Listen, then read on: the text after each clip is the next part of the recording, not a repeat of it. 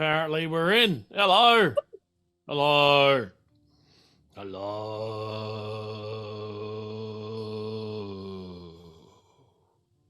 I don't know where that came from, but there it is. Hello and welcome, everybody. We are Kevin. No, we're not. We are doing.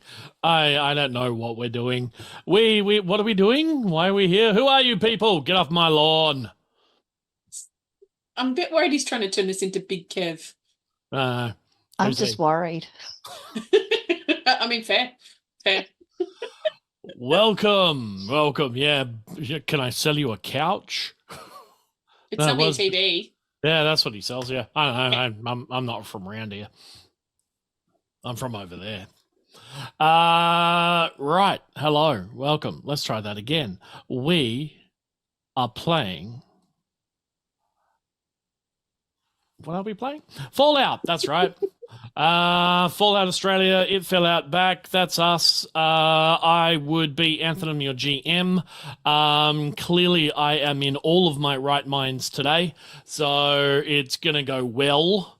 I'm just ramping up, ready to play Trover again for a bit. Yeah, Lord. You know, you got to be in the right mindset for Trover. So here we are, ready to have a go, and I guess I'm going to handball the conch of talkingness to Mr. Loreman, and so he can tell us all about us. No, about him, not about us. Oh, the things I could tell them about us. Yeah. We'll save that for spoilers. Hello, my name is Joe, or Mr. Loreman. I'm playing Dr. Heironymous Spoosh, who normally sports a very fancy sporting beard, but we mean business today, so he's trimmed it down. He's ready to take things seriously and to really start working on saving the wasteland. I don't have T-Rex arms, and if anyone says that, they're a liar. And I will handball on that note over to Mayhem.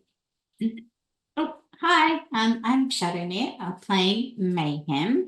I am a human that loves all things explodey, and I have ducks. And I've named each and every one of them, and if you keep playing or if you keep watching, you'll get to see each one of them explode. And that's it. And I will pass over to Piggles. Hi, everyone. So I was just commenting that Spoosh does absolutely have T-Rex arms in the chat. I have picture evidence to prove it. May have photoshopped it myself, but that's not the point. I am playing Fauna Bruha, your brew of unusual size. Fauna is currently out for a little bit of Exclave related justice at the moment, so let's see where that takes her. May or may not get aimed at Spoosh at some point. Let's see where the night takes us. Revenge. Revenge. Mayhem and Fauna are not in a good place mentally. With that, I think we will hand over to our dear robot N.E.R.A. N.E.R.A is never in a good place mentally. Hi, I'm NephthysNile. I will be definitely playing your National External Retrieval Automaton, or N.E.R.A unit, who found out that she is unit number 37 last episode. Cool. Siblings. Let's kill them all. Yeah, I'm a little robot, short and stout. I look like a Cabbage Patch Kid. What are we going to do? Let's find out. Oh, that was awesome. Thank you. You can have an inspiration point for that. Not inspiration. Action point. That's it. Get the rules right. God, so many games. All right, so we have some announcements, and I guess it's up to me to announce them because one of them's my own, and I'll get that one out of the way. Next week is Fallout week. If you had not kind of figured that out, or you live under a rock or something. Now, nothing wrong with living under rocks. Rocks are nice, they're spacious, especially if, you're a lizard or something. But if you're not a lizard and you don't not live under a rock, then I don't know. Then you would know that next week is Fallout week, except if you're watching this in the future. But Chris, why is it Fallout week? Because a very tiny company somewhere in the US may or may not be named after a forest in like South America. Tiny company, little concern, not at all huge and global, created a television series. Obviously, because a certain CEO of that has been watching us and so us went, hey, these guys are doing a really good job here. I should fast track a TV series about Fallout. Absolutely, that's why. Yep. Mhm. Yeah, 100% that's about us. absolutely Absolutely. 100% what happened. And you know, because you know, played by Walter Goggins, of course, you know. Mm. Well, there's a narrator in there, so at least someone's playing me. I don't know. I know who it is. But yeah, so that falls next week on the 11th, unless you are in the future. And then you'll just have to figure it out yourself.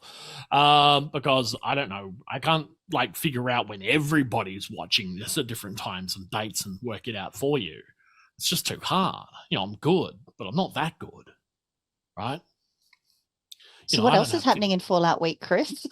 Well, other things that are happening Fallout Week is thank you for bringing me back on track. I have channeled way too much Trover. Is I'm going to be doing my first professional GM gigs Woo-woo! next week. Yeah, go me. One set for Pacific time if you're an American. So that would be our time on Tuesday afternoon. One friendly for Eastern time if you're on the other side of the US. Sorry, Europeans, I couldn't fit a European time in there because I do actually have to work at some point. And sleep. And sleep, yeah. Gross. And one on Wednesday for Australians. Australians? Yeah. So for a Bonza. slot. Yeah, mate. Oh, what though? Yeah. So it's called Fallout Australia Combat Wombat. And the shtick of this one is the players are going to track down their mate Kimmy, the combat wombat, you know, kind of like an Assaultron, but bigger and uglier, who retired from being a combat Assaultron and is just, you know, kicking up, drinking the beers and pulling the billies, and just got kidnapped. So all the housemates are going to don the thongs, find the Commodore keys, and they're going to jump in the Commodore and now brocky it down the street to try and go find Kimmy. Sweet as, bro. Yeah. So come join us or not. You know, you don't have to, but you know. No, you do. Yeah. And pray that no one has a thong blowout. Yeah. That's why you go that's the the double worst. plugger. Always go the double plugger, mate. Always carry bread bag clips with you. Yep. Yep, the thong repair kit. Yeah. Mm-hmm. And the other announcement is, of course, our channel hosts, Meeples and Dragons, have a sale going on right now. So, you know, in the immortal words of Trover, get a book up ya. You can go buy books. Did you know that? Well, you can, and you can buy those books from Meeples and Dragons. And, you know, even some books that might look like this, you know, and other books that, you know, might look like that. You know, you can go buy them. Or you can buy dices, and they look like this, and they're blue and nice.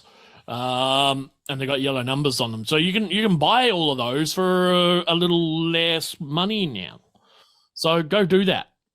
We have a Get a chat book up command. Let's get a book up here. Yeah. Gotta.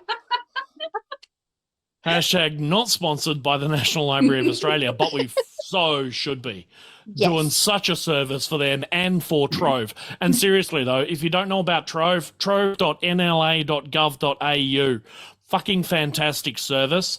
It lists every single book and item that is in a library in Australia. Any library, anywhere, if it's connected to the national system, you will be able to find where that book is. All right. Support Trove or N.E.R.A will come and say hello. Yeah. No, seriously, if Some you're a of them researcher, might want that. I take it back. Yeah, because people, People are ill. That's why I will say hello, knock in their door, and then go pew pew pew with my combat mode. Yeah. That's right. So yeah, Yeah. trove.nla.gov.au is where you want to go, and we After should you be go to the sponsored Meeples by- and Dragons sale. After that, because you got to get a book up, yeah. There's your new byline. Yeah. Meeples and Dragons is having a sale. X% off books. Get a book up, yeah. Love it. Love it. Righto. So since I've been ranting on, I guess I'll give the review from last week since I haven't done that in such a long time. So they traveled, they walked a bit, they met some Exclave dudes who they blew up with Reggie, with the immortal line, "It's a duck." Continue on, met the SazTheMeeple, La Ventre Rouge, and their very, very, very silly French accents, because I can't do French accents, as we've established now in 2 separate streaming episodes. So yeah, but I persist, right? You know, I can't help myself. It's just how it is. So yeah, they met the SazTheMeeple, La Ventre Rouge Revolutionary Brigade, and they're all dressed very nicely. And then they had some talk with them, and then got taken to the library by them, and then they met Trover, who Trover told them some stuff about, you know, what fell out back, or what Trover thinks fell out back. And, you know, you got to meet Ken and Stacy and Ron and Stacy, and possibly are going to meet Stacy as well. Yep. You know, so that about sums it all up. Good, you're all caught up. Next time, do your homework.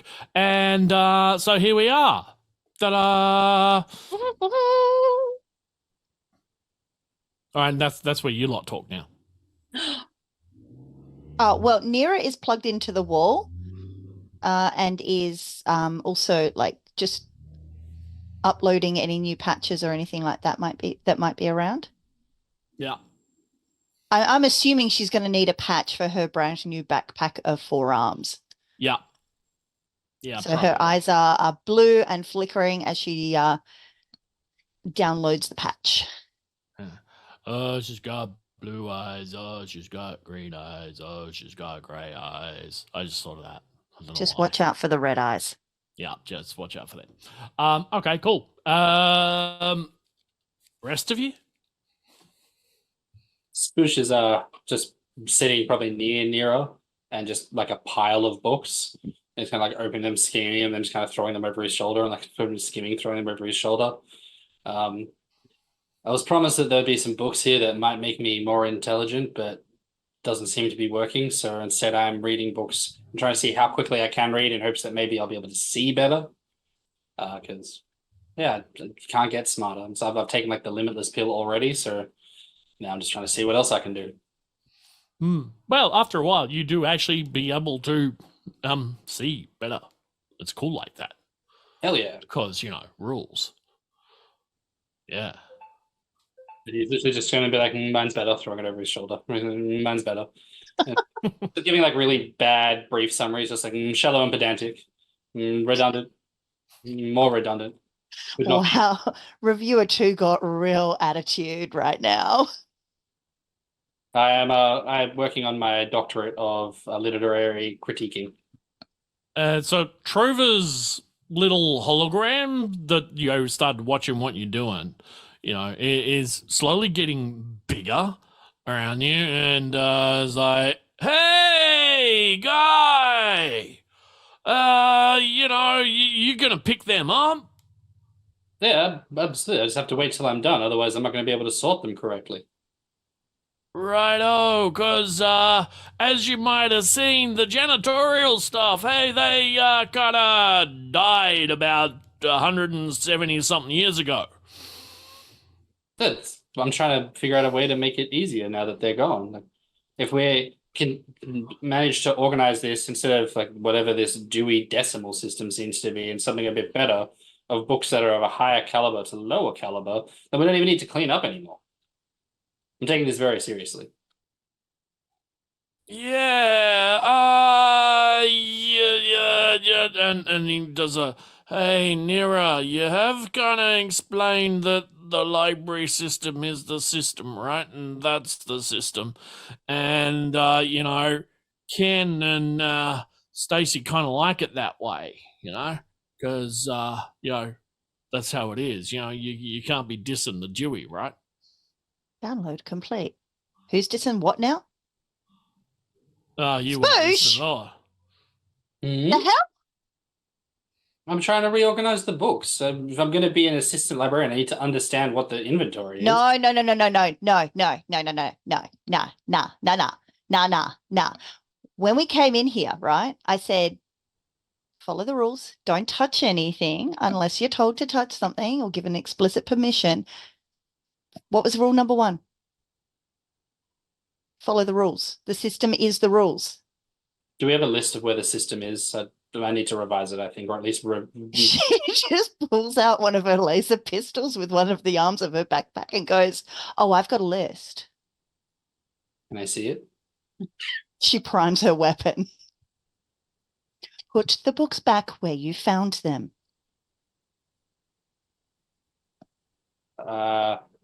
Okay, this is pretty like the exact kind of. I was just like, I don't remember where I found all of these. It'll be fine, really fine. Like I remember exactly where they're going, and starts sorting them into piles. He's like, just give me a bit, and I'll get these back on the shelves. Good plan. Good conversation. Let's do this again sometime. She puts her weapon away. I kind of got an image of like not just one arm, but like all like mask style. General all four Grievousing this arms. bullshit. Yeah. Yeah. It's tiny little arms, a very small hologram sort of like of Trevor's sort of like comes and sort of says, hey, my guy, dude, my guy, mate, don't know if you figured this out. And he's like very serious Trover face. But if you look on the side, the side of the book, where it's a technical term is spine, right? On the spine of the book, there's this little sticker down towards the bottom. It's got numbers on it, and then sometimes some letters under the numbers. All right, and then if you look up at the shelves, you'll see that there's a range of numbers along the shelf. So what you do is you get the little sticker, right? And you look at the numbers, and then you match them to the hole in the shelf with the book that goes into that hole with the same numbers. Yeah, it's an ingenious system, been tested over many years. Lots of different instantiations. Some could say we're currently in like delta test range, but it's certainly come out of beta testing. This system. Not that we're saying that there's no improvements that could be made to it, but we're pretty sure we're going to settle into a production version of this sometime soon. Yeah. So yeah. What do we do if it fails? That's just my concern. What if the stickers fall off? Well, we just print another one with the same numbers and the same letters, and then stick it back on. Yeah. Can I see this printer soon? No one gives Spoosh the label maker. No. Sorry, Spoosh. Only librarians are allowed to have that. You've got to prove yourself first and get, graduate from assistant librarian to deputy librarian to executive deputy librarian to maybe, if you're really, really good, librarian. Bureaucracy, you know how it is. Assistant deputy come after deputy and not before. Because it's going higher up the chain. Is there a list of where I can, is there like a set rules, or is this like at the discretion of a superior that you get these promotions? One of N.E.R.A's arms in her backpack just twitches. Oh, yeah, There's a set list. At the risk of being crazy and expecting something different, I can already tell where this is going, but can I see it? No. No. Sorry, you don't have clearance for it. Only librarians can see it. That makes sense. Yeah. Yeah. So we should just start putting the books away. I'll just with one of my little hands give Trover a thumbs up and a look of. Trevor's like, yeah, yeah. Although the trolley bot does come along, and you can stack books into trolley bot, and trolley bot will help. Little Posy clone, not Posy. Have to send regards to Posy. Yeah, Posy represent. So yeah, like that happens, and Trevor's like, so hey, not to be that guy or anything, but when are you going? You've been here a couple of weeks now, and you're kind of like cramping my style with the other libraries and stuff. No one can come over for a chill. Did they normally do that? No, not for a while. But the door's open now. Right. Well, I mean, does no, anyone maybe else have anything that they need to do before we leave, or are we good to look back up with our friends? I have a personal request, but I'm happy to. It's kind of embarrassing, but Spoosh will kind of like gesture for N.E.R.A to come over. What? You can't open up take out his backpack, and folded in there is the Exclave uniform.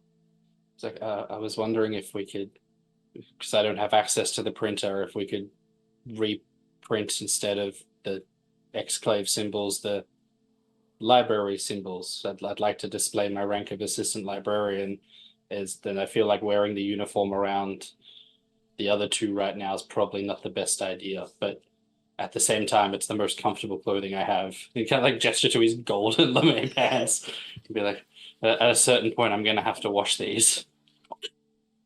I think this is the beginning of a beautiful moment in your life. I think this is potentially the most insightful thing you've said since we all started this little adventure together. I'll grab the shirt. Trover. Hey, yeah, man, what's up? Hey, boss. Sorry to cramp your style. Tiny favor. Hit me. I can't. You're a hologram. Okay, yeah, colloquialisms aside, what do you need, bro? I need insignia for an assistant librarian printed up. You reckon you can pencil that up for us? I can make that happen. Sweet. And look, before you shuffle off, I got something for a little something for the new assistant librarian to take with him. Cause I'm a good fella like that, and I hear what so on. So I had went downstairs, had a little tinker, and one of the other sort of posty bots comes up, and in it is a little box that's about this big, so long, so wide, and so high. There you go, Dad. That's that joke for you. My dad will never, ever, ever watch it, but at some point I will tell you all the little white brick joke. Right, just for the internet. Okay. I'm concerned. Yeah, be very fucking concerned. Those worries I was having already before, am. they're back. Anyhow, so and in there is this box, right? So long, so wide, and so high. And the box has on it, this box that is so long, so wide, and so high. Spoosh. Assistant librarian Spoosh written on it. In fact, there's 3 boxes in there. I'm going to retcon there's 3 boxes. They all have my name on it? They all have their, and they're all so long, so wide, and so high, right? Huh. That's the little white brick joke. I'm just borrowing it if you hadn't figured that out. But yeah, if you open the box, you know, the first box has a left epaulet, a very nice cotton. The other box has a right epaulet with assistant librarian for the other right epaulet side. And the third one has a dino tape machine with about 100 years worth of dino tape. I understand the responsibility that comes with this, and I appreciate it. Yeah.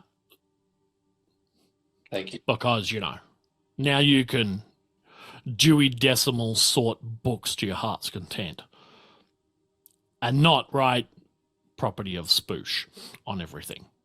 Thank goodness. No. Because Spoosh is a responsible person with a dino tape gun. N.E.R.A is instantly suspicious. So she'll like attach the like. Well, once I get the Exclave jacket back, like attach the. I'll hand it back. Yeah. Thank you, and put the dino tape very carefully like down into the backpack. Like, I'll make sure that we are in the catalog the most suitable of books, I guess.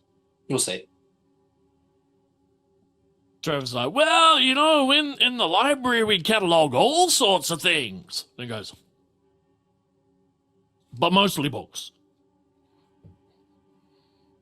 Trovar, you holding out on a girl? Hey, you got a backpack. I gave you a backpack. Yeah, it's a very nice backpack. It is. What other goodies do you have? There's 2 other people here. Well, didn't want to say it, but, you know, a couple of other little postie trolley things roll up. And there's one that's like really fucking big, and it's got really little label on it saying Miss Jones on it. Ooh. And there's another couple of boxes with it that are like about this big and about this wide and also about the same deep. You know, so it's like, yeah, like that. Well, Maisie will definitely open them, keeping her fingers crossed that it is not an assistant library. Do you want to open the big one first or the little ones? Let's go little and then we'll go big. Okay, so there's 2 little ones. Disappointment. And when you open the 2 little ones, as you open the first one, it's like Trevor's like, yeah, it took a lot of work, dude, to get this fabricated for you. Had to, like, you know, spend a bit of time on this. You know, this was hard. And so you pull out this thing that looks vaguely like a small bomb. Ooh. Is it duck-shaped? No, but it does have the 2 blue rings around the cone with nuclear weapon on it. Nice. Good work. Thank you for fabricating this. The other thing is a fat man. What's a fat man? I can't remember. It's a mini nuke launcher. So this one goes in this one. You have 2 mini nukes. The problem with mini nukes is you're in the blast zone. It can only throw them so far. Could I borrow the dino tape thing? What are you cataloging? These fine specimens. Feel like you need to name each and every single one of them again, just like the ducks. Well, I was going to put on one of them. It's a duck. Yes. I feel like while I'm not against cataloging them, shouldn't we instead catalog when you inevitably detonate them? Because otherwise, we're not like the name's not going to matter for that long anyway. Like these things have a shelf life when they come to Mayhem of like at most a week. Hey, whoa. Those ducks Wow. have lasted at least 2 weeks. No, the ducks Thank are fine. you. That's not the- Probably like 3 or 4, actually. They've No. lasted longer than most of the doctorates you talk about. You seem to move on those quite quickly. Whoa. I retain the doctorates. You never, it's just, it's always new flavor of the month for you. The next thing, now you're an assistant the- librarian. Of the wasteland. It's how we keep things spicy and exciting. I'll make you a deal. If we do not detonate these mini nukes within 7 days, you can name them the longest title you can, and I will write it across the entire thing. I'll personally support the story and the life cycle of the mini nukes. That's fine. You know what? You keep your dino label. I'll think of something else.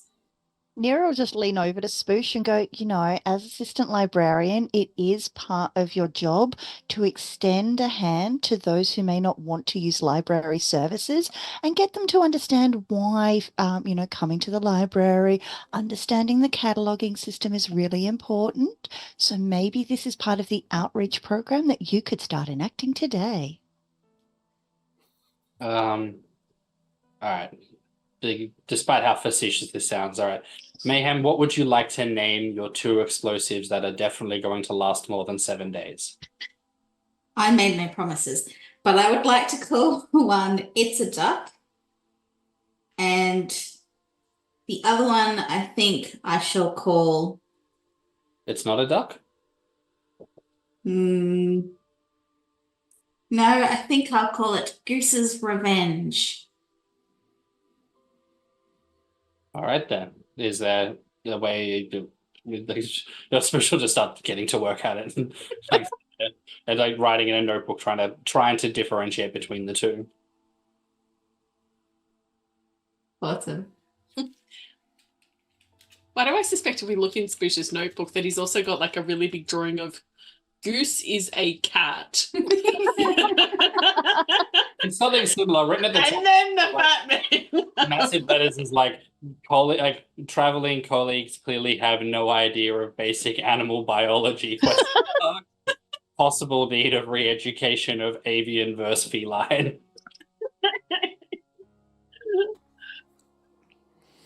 As you're talking, another postie trolley sort of robot thing rolls up, and Trevor's like, "Hey, yeah, like,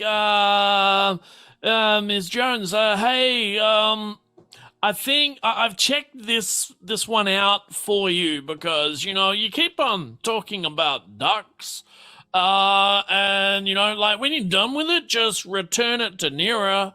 and she can bring it back next time. And there's a book there called Ducks and How to Make Them Pay." Oh, love it. By I the will take by, that gratefully. one of my all-time favorite books ever. That's Melissa, not N.E.R.A.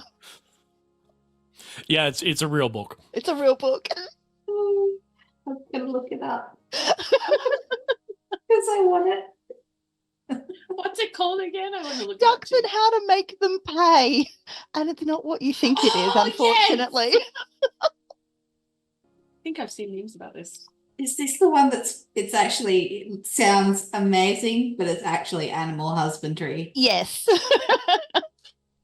Yeah. But I this think is the I world of have heard it. make-believe, so we can make that book whatever we want it to be. Yeah. It has actually been identified as a book that is culturally important to the internet. Yes. Yeah. Bless the internet. You're full of many things, but ducks is definitely one of them. In this version, it's twofold. It's how to get payback on ducks, but also how to get ducks to pay their bills and resolve debts, basically.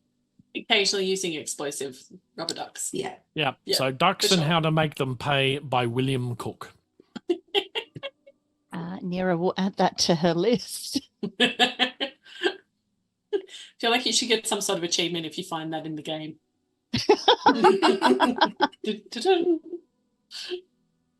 And in Fauna's one that like the bot comes back and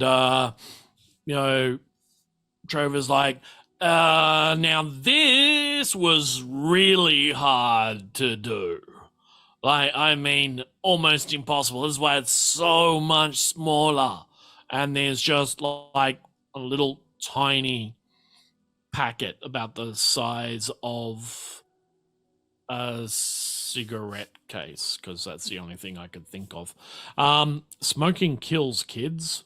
Don't smoke. Fauna gets excited and go, are these real life fags? I haven't seen these in years. No. As you Aw. open it up, though, what's in there is 3 seed packets. Ooh. One is labeled pitcher plant. The other one is labeled Venus flytrap. And the third one is labeled kangaroo paw. Made with real kangaroos, folks. And Trover's like, yeah, like these are unmutated. So Fauna looks at it and goes, interesting. yeah.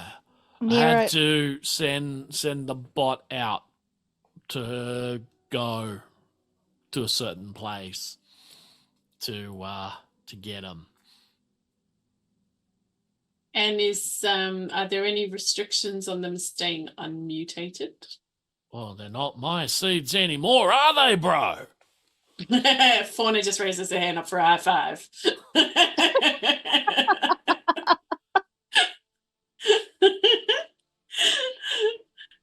So, you all got your little toys and gifts from Trover to you, who might be, taking the job at the Commonwealth to replace that Kai dude. if that happens, I know, I got you. I got you, yeah. fam. It's all cool. I got you. Okay. But yeah, so where are you crazy kids off to now? folks, So Fauna's so in between sort of all the things, Fauna's actually been taking advantage of the library's astrology section and has been plotting the best time to leave, which as it so happens, folks, is actually today. Surprise, surprise. Because somehow these things work. But also when you look up astrological star charts, the sun is in Aries, which means it's a great day to go forward and deal with consequences later, which perfectly sums up our team.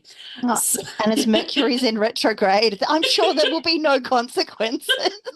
Yeah, don't forget, I've still got a that thing I Complication? can do. Complication, yeah. Banked from last session. No, So, I don't 'cause think any of us had forgotten that. No, I I'm pretty didn't. sure I gifted that complication Yeah, you to did. make things Yes, difficult you did. for you, not for us. But, That's not how it works. It should. win-win. So, Hey, Modifius, we're changing the rules. Okay, thanks, that's bye. right. Yeah, That's right. That's right. opposite day today. Yep.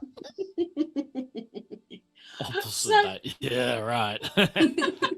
All right, so talk amongst yourselves. Where are you going? What are you doing? Who are you doing it to? So We'd all decided, I think we'd all very much decided that Spooshy's ex-colleagues are definitely one of our targets. Want to go have a word? Yeah, so it's probably time we actually talk to Spooshy about the fact that we're going to kill a bunch of people or at least try to. Bunch of more. Can GM more. just pop in and say bunch of more people? For the More. record, Well, yeah. N.E.R.A was tracking her kills and just got to like 6 on the tally mark and then went plus lots. Yeah, Yes, that's Fauna where we're didn't bother. We're at so many consequences of our actions. So now's probably as good a time as any, because if we try and spring it on him in the moment, it's not going to go well. And quite frankly, those bastards deserve to die. 100%. That's right. For your mum and for what those bastards did to my people. And for the opportunity for ultra violence, right? Always. I mean, Got to keep yeah. you happy, N.E.R.A.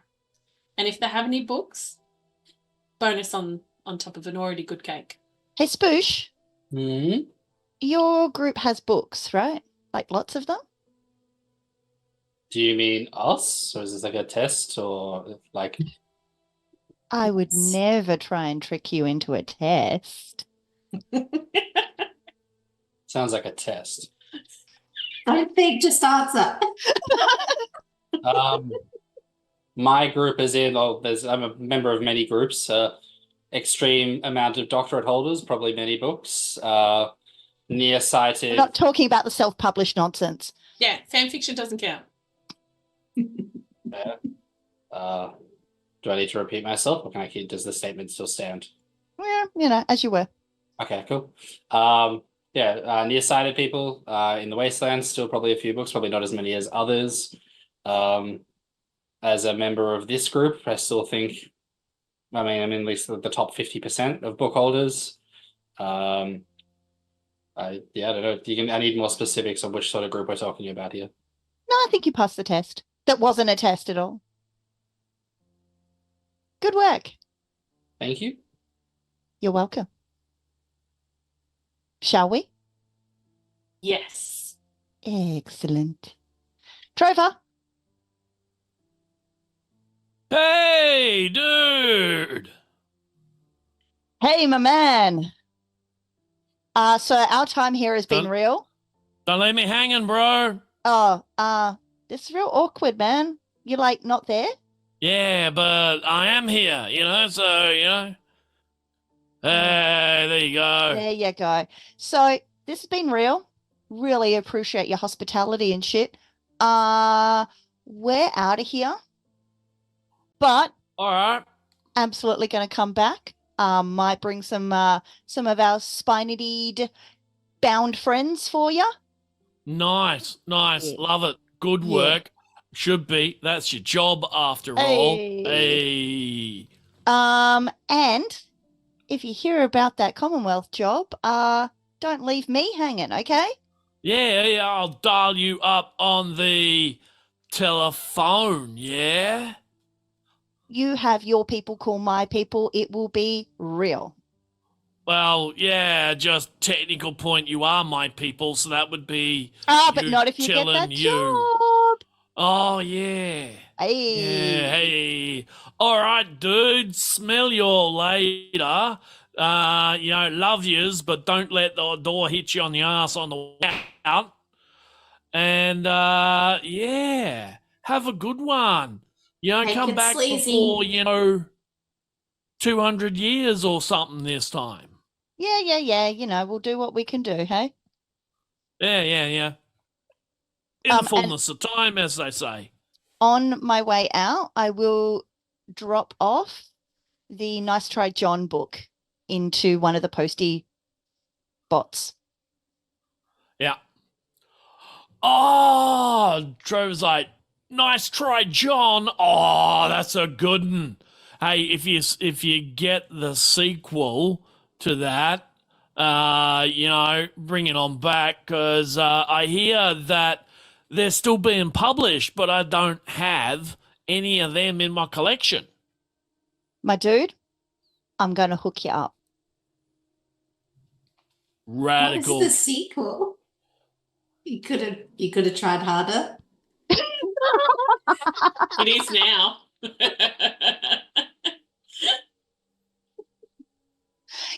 Guys, can we go? please? Post haste. Yeah. Yes. Go. We're gonna See go you, now. Trover. Bye. Love you. Bye. Stop engaging with See him. you. Bye. Bye. Bye. Bye.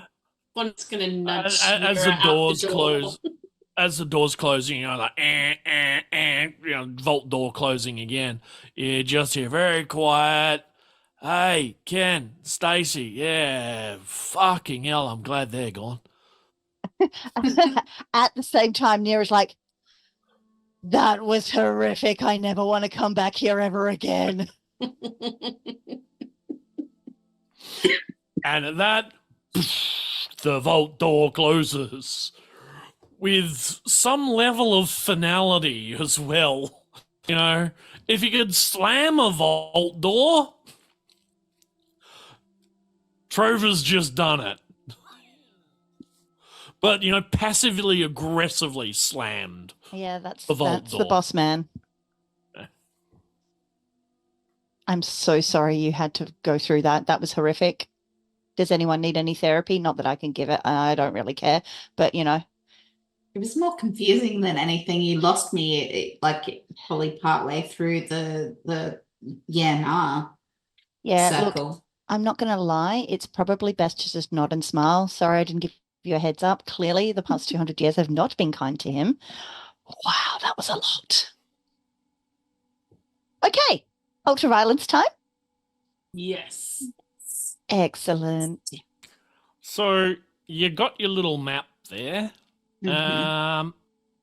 You kind of know that you got to go south to the gong. A couple of ways you can get there. You can go via the highway, which is probably the most direct route. That does go through the Shire, though. Well, it kind of borders the Shire, between the Shire and the Cassowaries. You mean that bit that's yellow and black and says danger on it? Oh, Yeah, I thought yeah, it was that a bit, bee. It does look like a bee from further back. Bees and sharks. This is what Sydney has now become. This is what I work with, chat. These are my players, well You're prepared. welcome. Have a look at the materials before it goes up every Hey, we single did, time. but I But we did. concentrated I'm on looking at the it now. shark, to be fair, because fair, the there was a shark whole- is bomb. 0.2 of a second was spent developing that shark, folks. That's that holds the entire map together. I mean, the highway makes sense, but All right, but let's explore the other ways because there's a shark on the map. Well, you know, highway does take you through the B, as it shall now and forever be known as. So maybe it's the highways and the B-ways? Nah, that didn't work. Hey, it's a live show, folks. Sometimes these just fall flat. Tish. Right. The other way is, of course, taking the scenic route down through the national park there. It's kind of nice, the Royal National Park. You know, some nice little inlets, some beaches, lots of huge monitor lizards. Can we ride them? I don't like- know. When you say monitor lizards, are you saying monitor lizards, or is this I mean, like, having been there are these massive fucking monitor lizards that live there. That's what I'm just saying. So just imagine what they will be like irradiated. Small. Can confirm they lack eggs, everybody. Well, we've got bin chickens that could lay eggs. We do. Very speak from- picturesque. It is lovely down there. There's a very nice campsite Can you in force there an too. ibis to lay eggs? Yeah, you just got to squeeze them right. We can try. Yeah. We'll treat them like chickens. It'll be fine. Do we have That escalated away animal? too quickly. I'm pretty sure I've got animal handling. I would call this survival or unarmed, maybe. I'm not sure where forcing a bin chicken to lay eggs skill really falls into this. I feel like Happy to have charisma a has to be discussion. involved. Yeah. And probably science. Let's say I could try and have a Because we're psych. encouraging Pull them it to away. lay like chickens. You can't persuade the ibis, like unless you speak ibis to persuade it to lay. Well, the wait, I do have speech, so I've also got animal friend, so I reckon between all of Ah. it, we can cobble this we just gang up on the ibis and go, lay an egg, bitch. What if they're all males? Yeah, well, you know, Yeah. the animal kingdom's, biology is very fluid. Yeah, generally Does the other anyone way. know how though. to sex an Frogs and ibis? And fishes. yes, I just asked that on Do the it internet. all the time. He's just gonna flip them upside down. And I roll a science That's roll right. to see if Spoosh knows and Joel can Google. You're just looking if they've got a cloaca, that's all. It's fine. Flip them upside down and blow gently. Yeah, just like you do with chickens. No, I'm out of here. That's it. Thank you very much. Google All right. says that there is no sexual dimorphism in plumage or bare parts, but males overall are marginally larger and definitely have longer bills. So we have to measure who's got the longest bill, and that one is likely to be unable to lay an egg. Good to know. Oh, definitely. There you go, Uh, folks. Learn something new every night. What I if mean- they're both blokes? Or what if they're both women? How do you tell? What's the dice roll that we can persuade them to lay the egg anyway? I mean, it won't be And the bad if we end difficulty up with just gets gay a lot ibis. higher if it's a male. And just see me rolling 2 males, and you guys are like, no, we need more action dice to make this Yeah, success. yeah. How many action dice Number. have we got? Can we pull them together, folks? Well, you need to make a minimum, a maximum is 5 successes, right? So, What if we stole a monitor egg and instead used speech to convince the monitors that it was an ibis egg? I mean, they'll steal each other's eggs anyway. We don't Yeah. have to persuade it shit, really. I will say at this point, as we have not begun our journey, we're probably No. getting a little ahead of ourselves. This is I true. don't know, go It's through the what Royal National Park, go for a walk down the beach, maybe, that's what that says, get a tan, go for a swim. We could all get maybe. a bin chicken sex identification. Is this a new PhD? I mean, we could found our own course. Subscription based. Yeah, I'm sure there's no books on it. Trover would be happy. All right, Fauna's That's our judgment's going to be based on her recent astrology investigation anyway. So Promoted to deputy librarian if I can pen enough details on this situation happening. The other options, of course, are nicking a boat and going up through the heads. Yeah, but in order to do that, we've got to go up near my ex-boyfriend, right? Nah, not really. You don't have to go all that way, right? Or anything.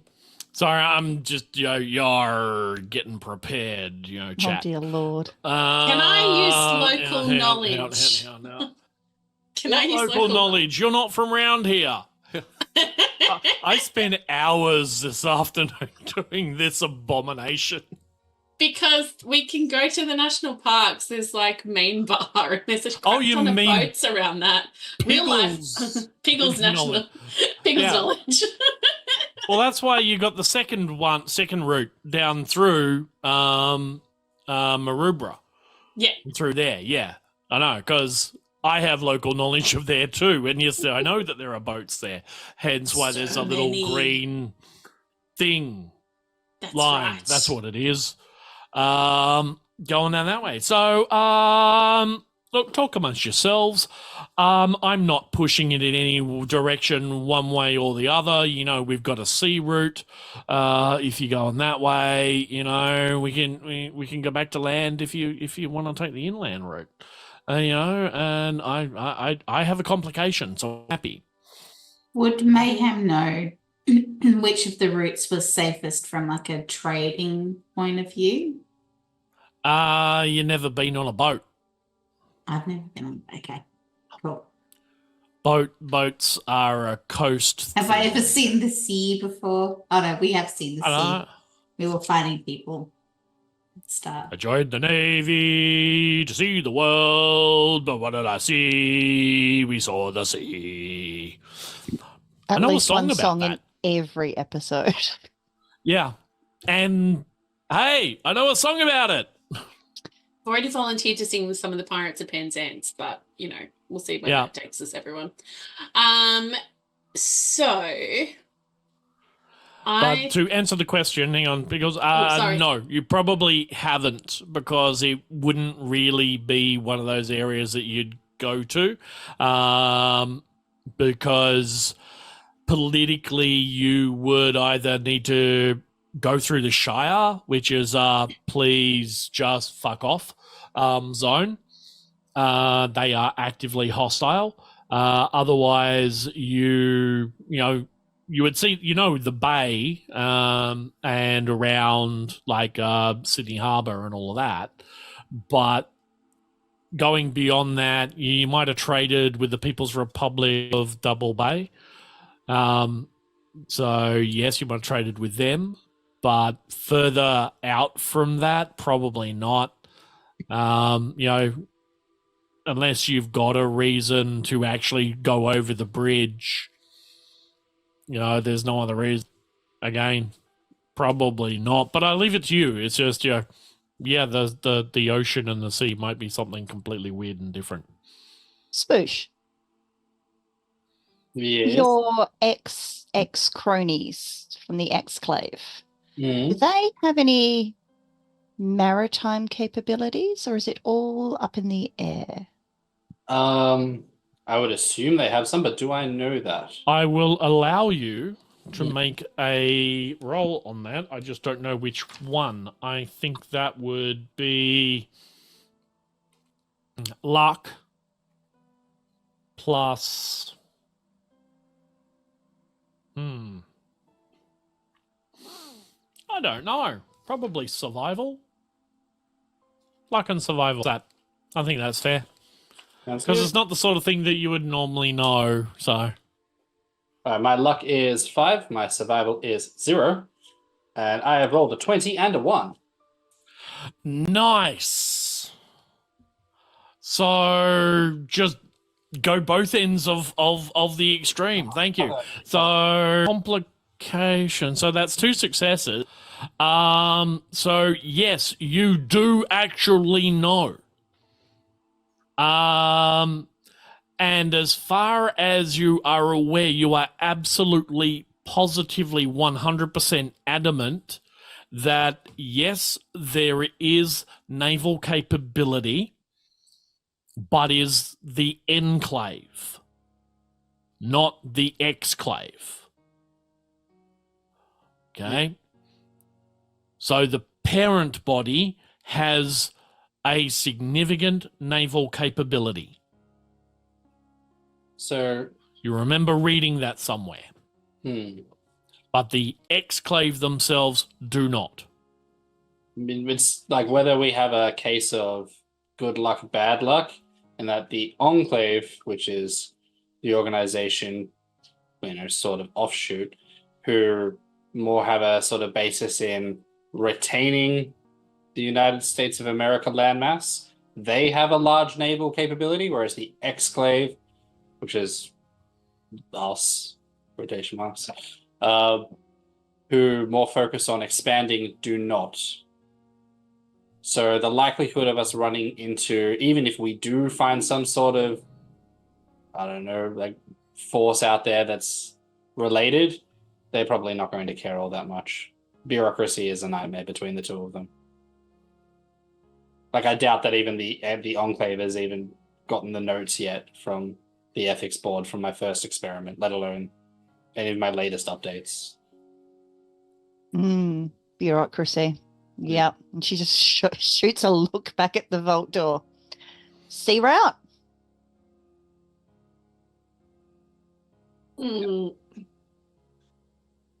I think that Jupiter's going to cause us some issues if we go directly via the sea, so if we get close to your ex, but if we take the little snippy route and then go into the sea later, we should be okay. That's an oxymoron. You said, I think, and also then quoted astrology. Spooshy, darling, I'm not the one who writes fan fiction. That's it. Yes. What else was your contact? Yes? No? Do your paws have the capability of writing? I can lend you a book. Spooshy, what if we told you about being speciest? I mean, again, you have said it many times, but I also do feel it a bit hypocritical, as you do seem to hate humans. Yes, but with good reason. As well. I have evidence to back it up. This sounds like fan fiction. Oh, no. Spoosh, who dropped the bombs? Yes, look at what happened to my people. Look at what happened to Maise's mum. Who did that? Mm. Was it? Wait, That's I think it was people. Yeah, Yeah. they are people as well, though. Like, I feel like this isn't a species argument. We're kind of breaking down into political factions of an argument. Which leads us to our next point. Spoosh, we do plan on killing your ex-colleagues. A lot. Yeah. We plan on killing them a lot. Yeah. Like anyone. And we need to know where you sit. I am completely fine to watch the attempt be made, and I can promise that should things go south, I will do my best to argue on your behalf. So does that mean you're going to stay on the sidelines? Because that's what it sounds like to me. What do you think, Maisie? It's either you're saying you're going to sit on the sidelines and do nothing, or you're going to, at some point, inevitably cross the floor and go and help them. That's your interpretation. I feel like that's a bit of a narrow view of it, but should anyone attempt to attack me, I will do my best. And should anyone, I guess, in an aggressive way that's unwarranted attack any of you, I will, of course, do my best to help you as well. But also at the same time, just like as using the same logic as before applied, regardless of species endeavors, I'm not going to wantonly assault people. That's kind of what I'm trying to stop happening as much. So you're cool with like spreading disease that not only affects humans, but also robotics and other such creatures. You're totally happy for that to happen and cool with that and the morality of it all, but also happy enough to let your buddies go around murdering innocent people. So long as your hands are physically clean, is that what we're saying here? I mean, it is what you're saying. It's not what I'm saying, but... We're trying to clarify. That's all right, fair. No, I have no intention, as I said, of killing anyone innocent.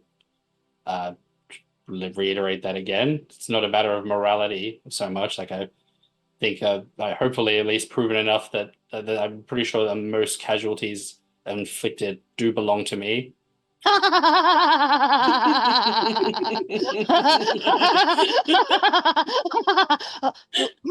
No, incorrect. Well, there we go. In that case, then that does make me feel a bit better from a morality point of view. But I don't know. Is this what is the argument you're making here? I need to get on board with your genocidal crusade, or you'll kill me? Or... It's not genocide. It is retribution, revenge, and payback, justice. Wronging a right, righting a wrong, as it were. And we won't kill you, Spoosh. We just need to know you have our back.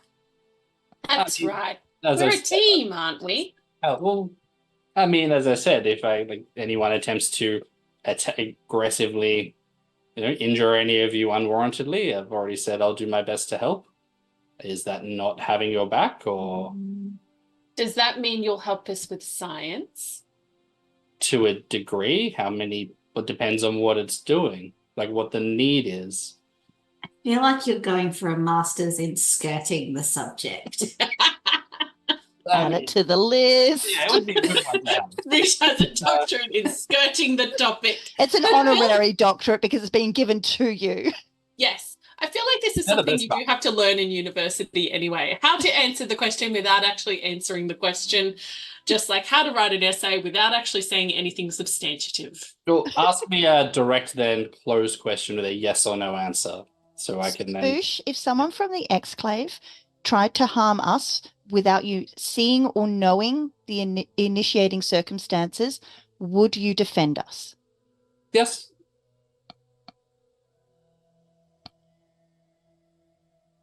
Would Thank you interfere in our plans to wipe out as many of them as possible?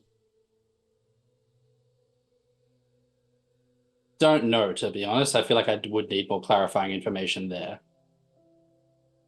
Okay, What type of- hypothetically, if we located the persons responsible for the attack on Maisie mum's group, Yes. would that be legitimate reason enough for a quote-unquote unwarranted attack, so unprovoked as far as they are concerned, on said ex-colleagues with extreme prejudice? No, that seems fair. Like, I would help with that. The people who were behind Maisie's mum's attack kind of go against what I feel like the main ethical mission of the Exclave should be. So I would be willing to be on board with removing that from the group. Wonderful. And in your own words, as she pulls out a notebook and a pencil, what is the main mission of the Exclave? In your opinion? Yeah, of course. The main mission of the Exclave, I mean, right now I haven't been in touch with them for a while, so don't know if it's changed.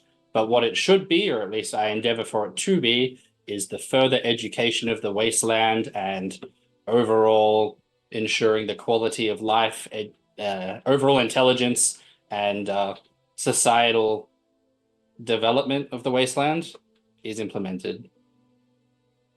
Good to know. Good to know. And she tucks the little notebook away. Fauna's just going to add one more thing. And in regards to my people and what happened to them, yes, is it the same situation as you feel about with Maisie's mum and her group? Or is it different because we're brews of unusual size? It's not different because of brews of unusual size at all. That's not the main point. The difference I feel like there is that I raised the opinion that going there will probably attract more attention and violence, which will lead to unnecessary casualties. And then that happened. And then I kind of feel like we bear the blame of that, less so than the Exclave themselves. Whoa. No. Look, he was toxic from the get-go. I just said hello, you up, and then he took that all out of context. So not our fault at all. Yeah. And this is the same action that resulted in the, the unfortunate and really tragic events that happened to Maise's mum. So Fauna is kind of getting a vibe of that, where brews of unusual size definitely stand in Spoosh's category right now. Regardless of Spoosh's intentions, he has given an impression that the racism is there. No, I feel like while the I still think that we bear the responsibility for that less so. Like, I feel like putting that on a different group, like, that's a symptom of us going there. Like, that was the result of our actions. That wouldn't have happened if we hadn't chosen to go there, regardless, ignoring the attention that was on us. Like, the issue that happened in regards to Mayhem's mum, we were not present, and they chose the actions to were undertaken anyway. But what happened there, well, still, I'm not saying it's any less tragic because of whatever species were developed. All cultures are valid. It's more that we were aware, and it was already raised prior, that if we go there, this is going to be an effect that will happen. We chose to ignore that anyway, and it did happen. And now we're trying to, for our own moral feelings, I guess, blame other parties instead of bearing the responsibility ourselves. Look, Nephthys agrees with your infallible logic. N.E.R.A, however, thinks you're a fucking idiot.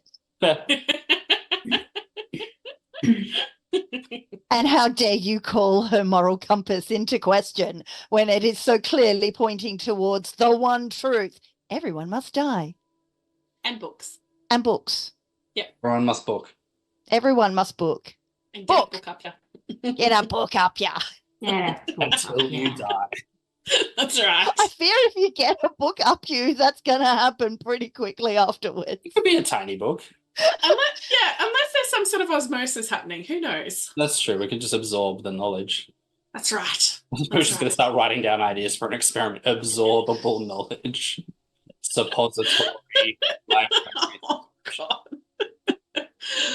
Ah, all right, team, shall we make a move? Please. Yeah. So, Let's. are we all agreed to go through the lovely, God, what color is it? Give me 2 secs while I bring it up Yeah, again. so we're going to go down. We're taking the blue route, yes? Or the red one? Because we're not taking the green one. That's the sea route. No, not the full sea route. Were we going to go through go through like the Mossman area and then go via sea? Because that was one of the ideas. Yeah, And then I we thought got we very were distracted, everybody. I You thought are we were using cutting place out. names that aren't on the map, and I have zero knowledge of this. Sorry, I'm going to bring it up again so I can talk about the right thing because I accidentally closed it. Yes, the blue line, which will skirt us down the coast. Sorry, the green line, actually. The green line is the one we were talking about. So to take us around the horrible bee-like symbol of death. Take us around the Shire, and then it will take us down the coast past the giant shark. Because the shark is a valid fixture in the middle of the sea right there. It's Like the biggest thing. Some states have a giant sheep or a giant prawn or a giant banana. Nope, we've got a giant shark. That's right, just to the east of Bellambi and Wollongong. So Come see the giant shark. That's right. It's like seeing the big banana and the big prawn. It's all good. We're all going to get eaten by a giant fucking shark. big shark. Oh, yeah, That's what eaten I was by a massive shark. We're going to need a bigger boat, folks. Let's Yeah. face it. It's going to be like, oh, who is it? Or a The really dude in- little one so it can't see you. But then don't do that because then I'll want it as a pet. And that's Piggles the player, not Fauna the giant roo. Give me a tiny shark, Just I will want it. like T-Rex, if you don't move, it can't. Yep. And can we also say definitively and canonically that Harold Holt is a ghoul and is living in the giant shark now? That's what's going to happen. I know it. I just know it. Like from James. Yes. I mean, I was thinking biblical, but yeah, that works too. No, it's because of the submarines. He's on the submarine. The Chinese, Yeah. the Chinese military submarine that's down there somewhere. Which is also in the shark. Because the shark is massive enough to house 3 nuclear subs inside of it. Holy, it's an aircraft carrier in shark form. Yeah, it's its own island. Yes. Let's face it. It's its own sovereign nation at this That's point. Look at it in right. comparison You're to the talking like size you've of not Sydney. heard of Transformers before. True. I mean, I'm not denying the possibility, quite frankly. Cephalopods roll out. Tentacles everywhere. Okay. Wow, this devolved real quick, folks. Sorry, everyone. And I still have no idea which Okay. direction you're actually taking. Partial green roots. Partial green route, I think, is the plan. All right, We're so going you're to be boarding, on the sea. you're boarding at down near Cogra, where that Yep. little yellow blob is, which is the Yes. airport. The not bee. The not Yes, bee. the not bee. bee, yes. And the airport has lots of dead bodies around it. Hooray! Because all of its defenses are still capable. Hooray! We don't have to go from the airport. We can go No, near you the can just go airport. down anywhere through. That's right. There's Fair lots of Island. boaty places there. It's great. There is. All right, so now that we've firmly established that you're going to steal a boat, you wouldn't steal a car, but you Yes, will we steal would. a boat. Yes, we absolutely would steal a car if they were We still wanted to running. steal a Have you tank. met this group? And Like, we'd what's- burn CDs as well. That's right. That's And a step DVDs. too far. Wow. I'm out. All right, so as you leave the library, what time of day are you going to leave the library? Fauna has insisted on morning. Morning. Okay. It is a lovely sunny morning. It's crisp, it's clean, apart from all bombs going off and the dust and the dirt in the atmosphere because, you know, there's a fucking war going on. And you are pretty much in the front lines of it because you are behind enemy lines because you're in the Grand Duchy of Sydney, which is where the library is located. Now, the Grand Duchy of Sydney itself is pretty stable right now. Most of the fighting is going on over near Barangaroo and the foothold that the Bridgertons had. So it's moved because, as we established last time, the Grand Duchy of Sydney has become a client state of the Enclave / Exclave. There are iBots floating around everywhere. I'm not going to do the iBot music again because I don't have it tallied up. So queued up. So, you know, although I could probably sing it. No? Okay, fair enough. You can sing if you want to. Yeah. You can Thank dance. You can dance if you want to. Thank you, Cass. I appreciate the support there from one artist to another. You know, it's. I just want to wait for the sea shanties when we get on the boat. I've been practicing the Loreman. Yay! That's why I got my pirate hat on because that's the best I could find. I do actually have a pattern for a tricorn, but I haven't made it yet, so that's like no good. Keep us on target. Keep us on. All right, stay on target. So as you're heading out, you know, it's nice, but, you know, there's shit in the air because there's explosions happening, you know, half a kilometre that way. You can hear them, the crump, crump, crump sound. There's artillery fire, and, you know, every now and then you see a vertibird sort of fly over and rocket fire come out of the vertibird. Thankfully, they're not really looking in the direction you are in because this is allies as far as the Exclave are concerned. And you get about a block south of the library. And as you're sort of rounding a corner, you see that there's like an old Commodore there, you know, as in not a guy in a naval uniform, as in a Commodore car, you know. And I gotta eject a cat. Thank you. Bye-bye, Riddick. And the Commodore has 4 bin chicken brumbies tied. And there's a cane toad standing out front, sort of like trying to get the brumbies to move, and it's clearly well and truly bogged. Right, there seemed to be like you know, it's come into a, you know, small mortar pothole, and, you know, the thing's bogged. You know, it's so this cane toad, and he's in a lovely tweed 3-piece suit, a little bit road dusty, but very, very immaculate compared to most traders.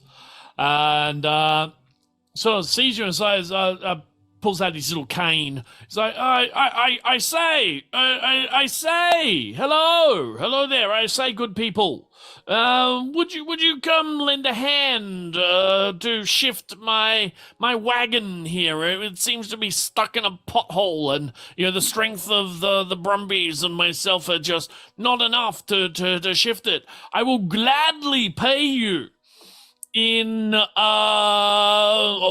do I have here? And he sort of opens up. It's like a station wagon, you know.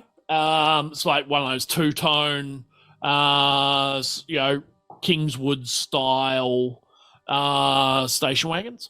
Mhm. And sort of flips it up and he goes, how about and he's holding up a box, you know, big. Oh, hang on. Box about this big. Here's one I prepared earlier. And he says, how does a box of Arnott sponge fingers sound? Yeah. We're listening. Yeah, to help me get my wagon out of the ditch. I've been struggling along with this all day. No badges to help you? I'm sorry? Say again? No badges to help you? Well, no. I'm an independent trader. Interesting. So I'm independent. That or if for half a box,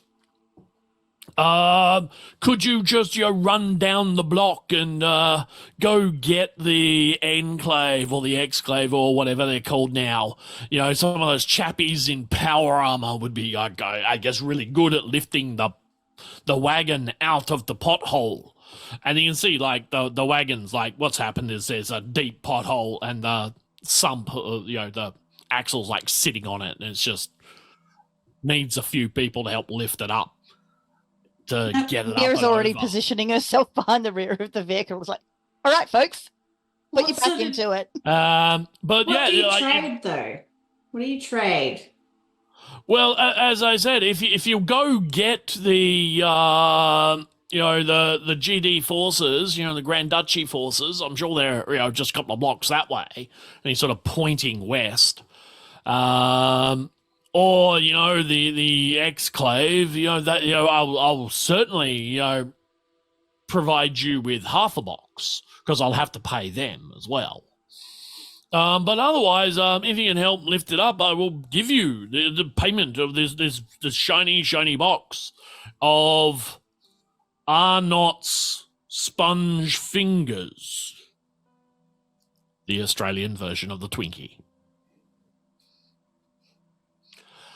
And if you kind of look, you can see the entire station wagon is just full of these boxes.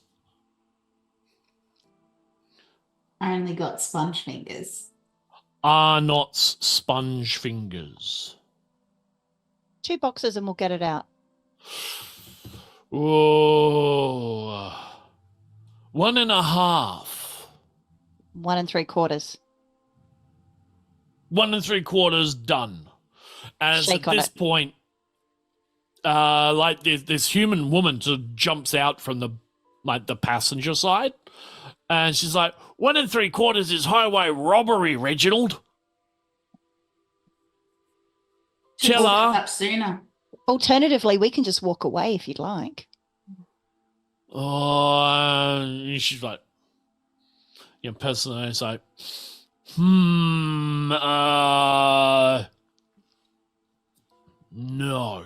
But you look awfully familiar. So do you. Haven't I seen a poster with your face on it?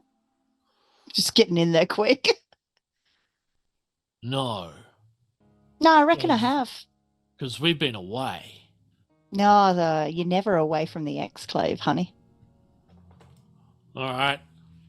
Well, it's a roll off. N.E.R.A has no time for bullshit. Dun, dun. David Bowie comes in to adjudicate. She turned left. It's a roll off, folks. Off at the old fashioned warehouse.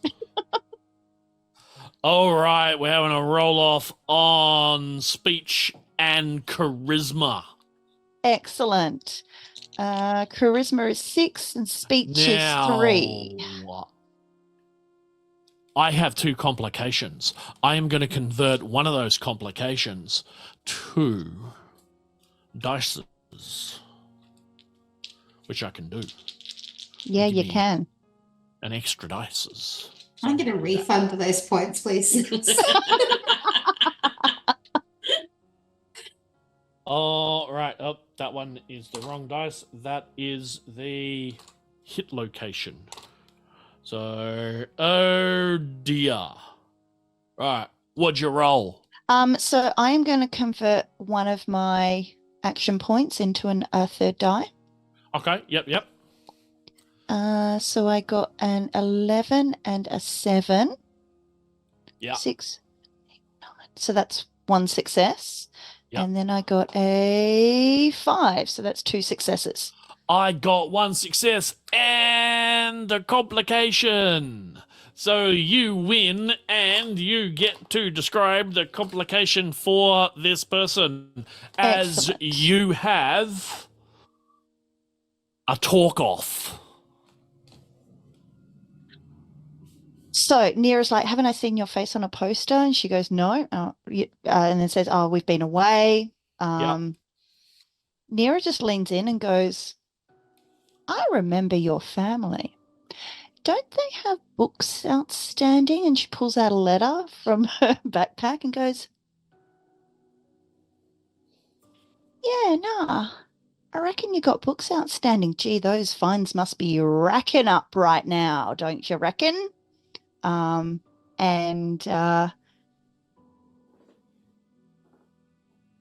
Is paranoia a complication? Can be. Yeah, cool. Paranoia about the library bots coming to get her. Right. And she's like, oh, Reginald, yeah, mate, and she like sees and recognizes the remnants. Or actually, no, you'd have very new NLA uniform, courtesy of Trover. Yep. Right? So nice, shiny, new duds. My pretty pink pinafore with my label is schmicko. It is like not even any dust on it because you've only been out for like 10 minutes. So she looks it up and down and is like, oh, Reginald. She's like, yes, my darling. I think you better give him 3 boxes. And, she looks over and is like, yeah, 3 boxes should be good, Reginald, shouldn't it? And she's kind of looking at you with that questioning, pleading look that humans sometimes have. The National Library of Australia is very thankful for your donation.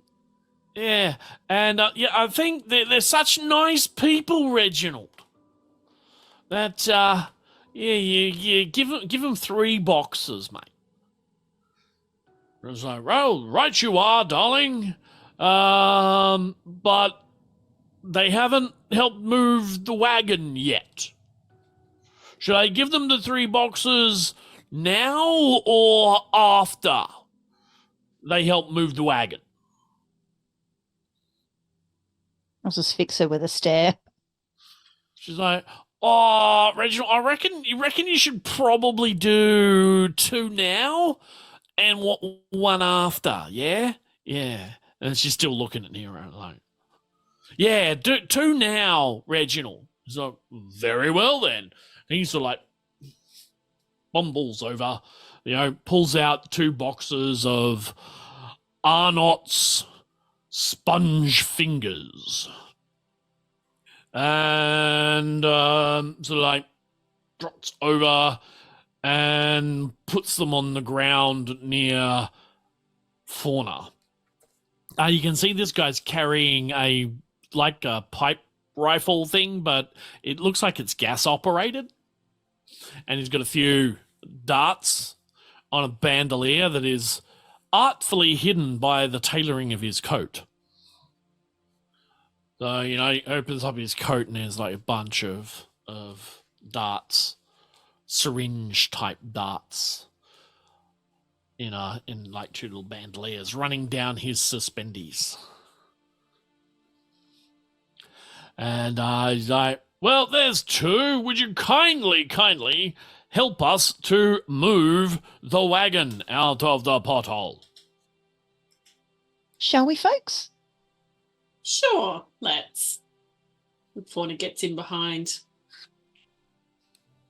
to help lift it up and out. Is there any anything flat and hard, like a piece of wood or something like that? Yeah, I'm sure you could find bit of detritus lying around. Maybe But you the put that in roads- front of the wheel that's blocked, so it has something hard to No. go on. Like the Grand Duchy of Sydney, the roads are actually, and the area is actually pretty clean. All right, this almost looks pre-ruin level of clean, except for these couple of mortar holes in the road. which are fairly recent, obviously. But yeah, this place is actually well managed. So yeah, like no need to throw anything. After a while, you get them up and move them on out. Can I get everybody though to give me a luck plus survival throw, please?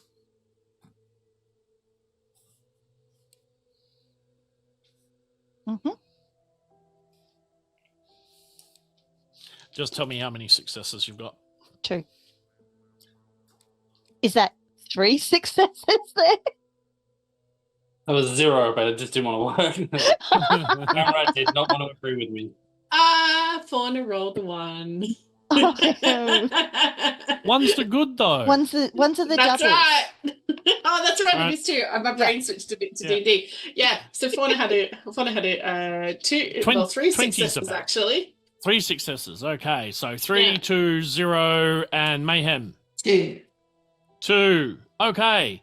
Like she's sort of sitting there looking at you all, and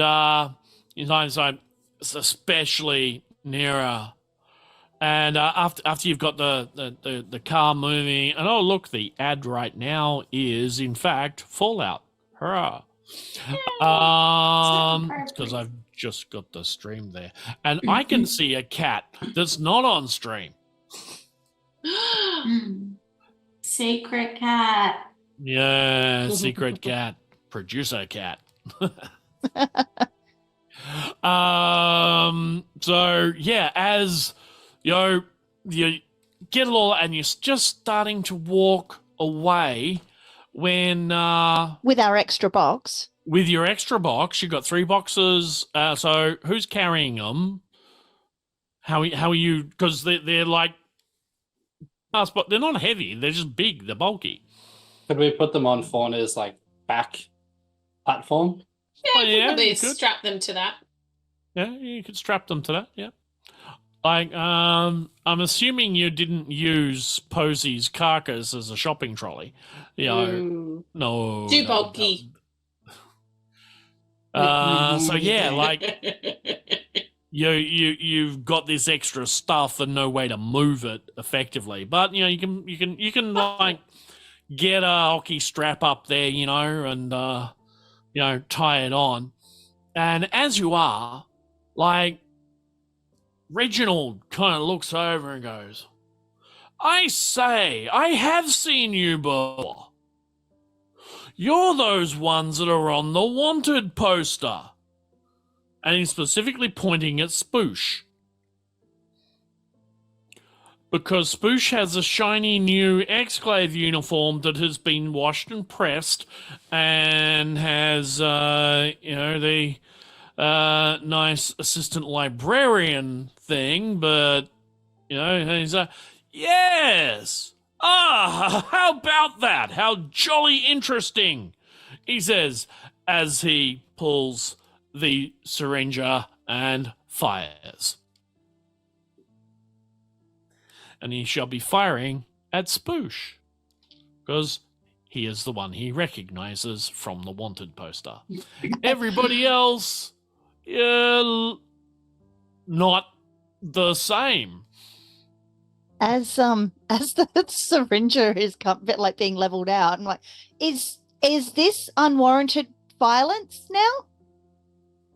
I don't. I suppose. Is it? Yeah. Is it? Okay, cool. Yep. How long Feel is free to it? go pew pew. Yeah, and because hymns that goes first, Reginald fires No. and hits.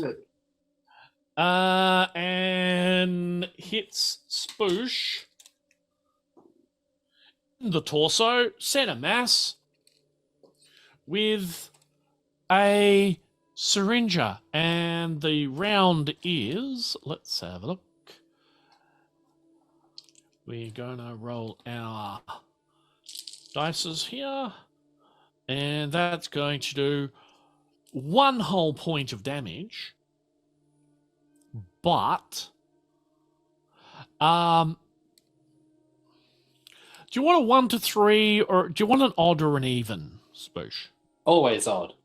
Always odd. Okay.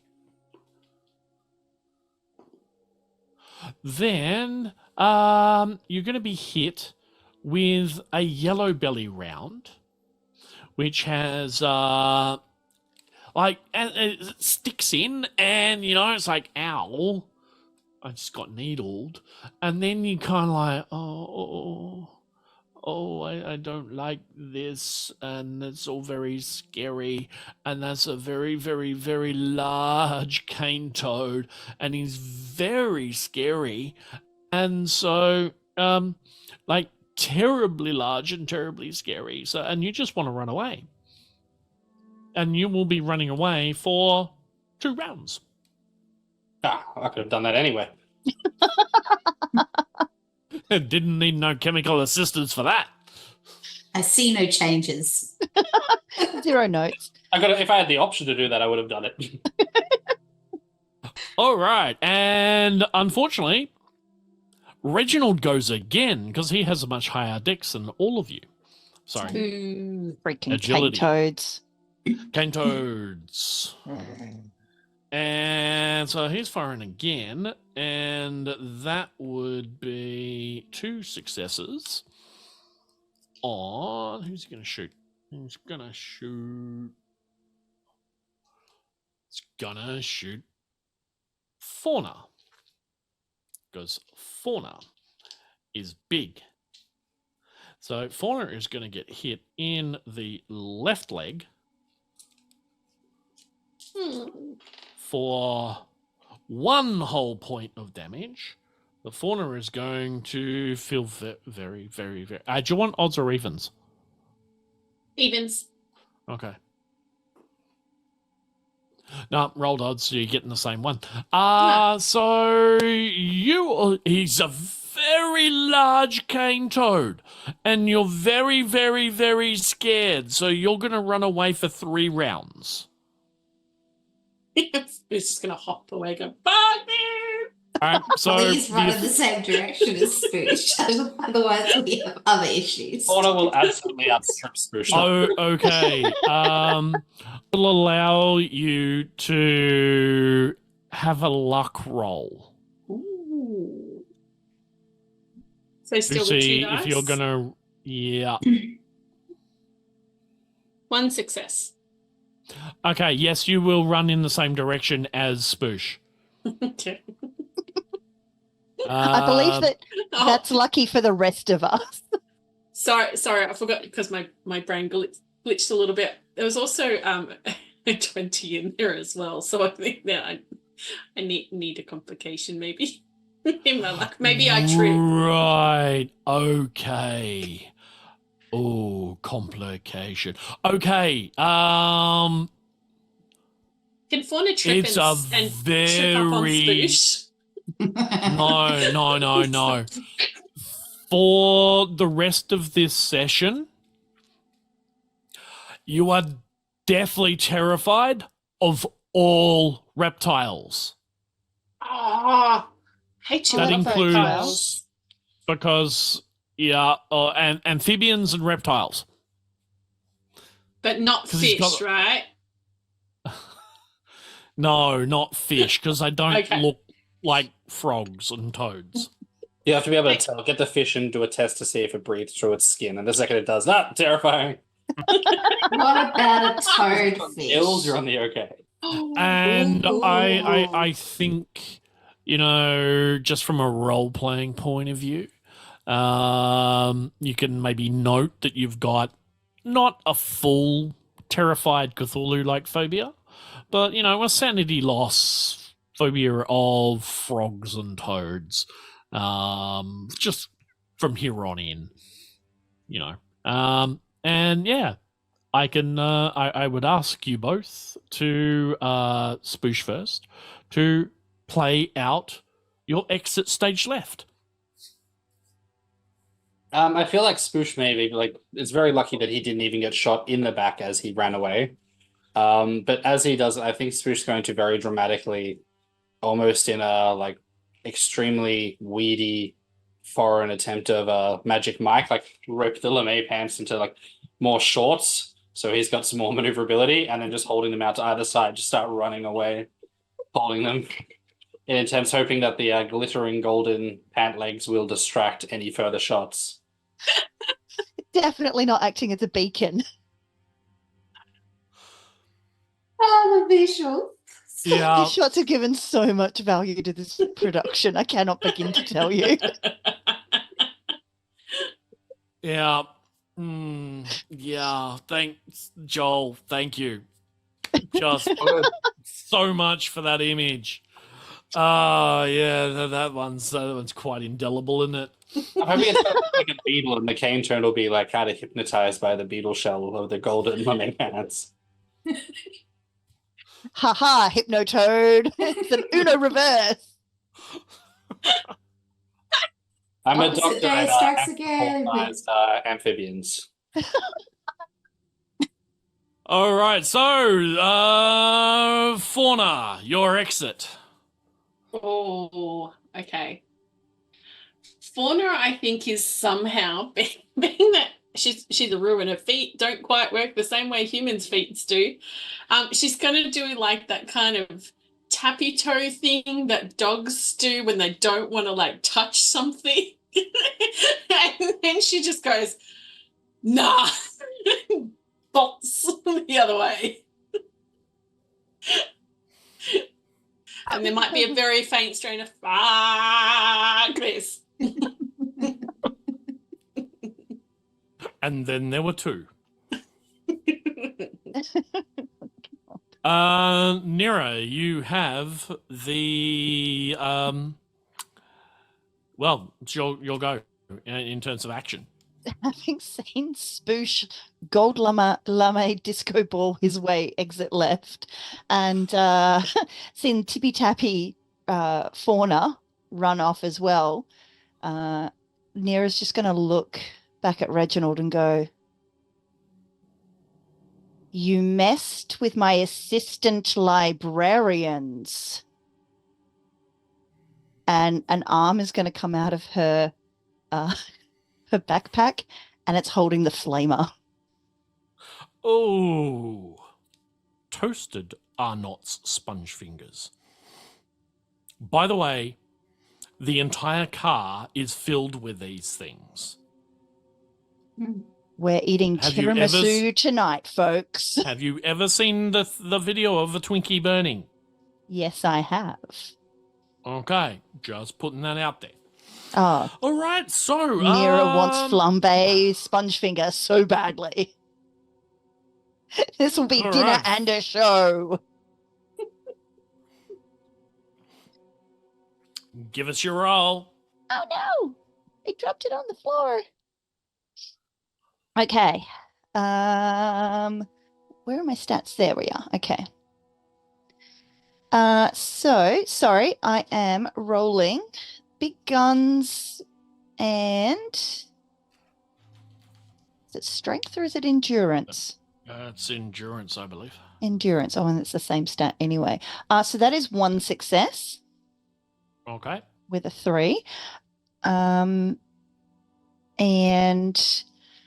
it is 3 dice of damage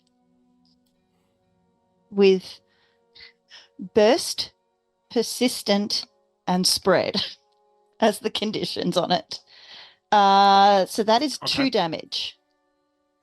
And Yep. then 1 damage with the effect. No, wait. Is the face the effect? The face is the effect. Oh, so that's 2 damage with the effect and then 1 additional damage. Okay, so 3 damage and 2 the effect. effects. And the effects are spread. Burst, persistent, Burst. and spread. Okay, so burst basically means it will hit Purseface wife, who I've forgotten what her name is. Oh, good. She owes library fines anyway, even if I just made them up on the spot. Stacey. Return your library books, folks. No, her name is Debs. Her name is dead soon. Debs. And so So Debs takes 1. Reginald takes 3. Okay, let me just note that. All right. Next is Debs, who pulls out a number 7 boomerang. You know, the big war club style one. And which is about the same size as N.E.R.A, by the way. Mm-hmm. And hefts this thing straight at N.E.R.A. And that would be 2 successes. Well, that gets through my defense of 1. Okay, and that would be 4. One more thing rolling around the cat. Okay, so that would be 1, 2, 3, 4, 5 points of damage. 5 points of damage. The special effect is it has no special effect because its effect is it's a big lump of wood that can be thrown at you. Okay, so if I've got physical resistance of 2, does that mean I negate 2 damage? Yes, correct. Excellent. And it whacks you in one of your left arms. Got it? Cool. And Mayhem. It's over to you. Mayhem will Mayhem will look at Reggie, and she'll say, yeah, well, Reginald, I should say. We used to know a Reginald, but we called him Reggie. He exploded, and she's gonna pull out the fat boy and just point it at them, and say, you best stop whatever you're thinking this is and what you're thinking of doing. Get in your car. Well, they're thinking of being on fire. They're gonna be on fire if they don't get back in that car and turn the fuck around. Well, I better roll a luck roll for them because there's 4 bin chicken brumbies that are now attached to a burning vehicle, which is going to catch fire. These are horses. Horse-sized bin chickens. Oh, we're eating well tonight, folks.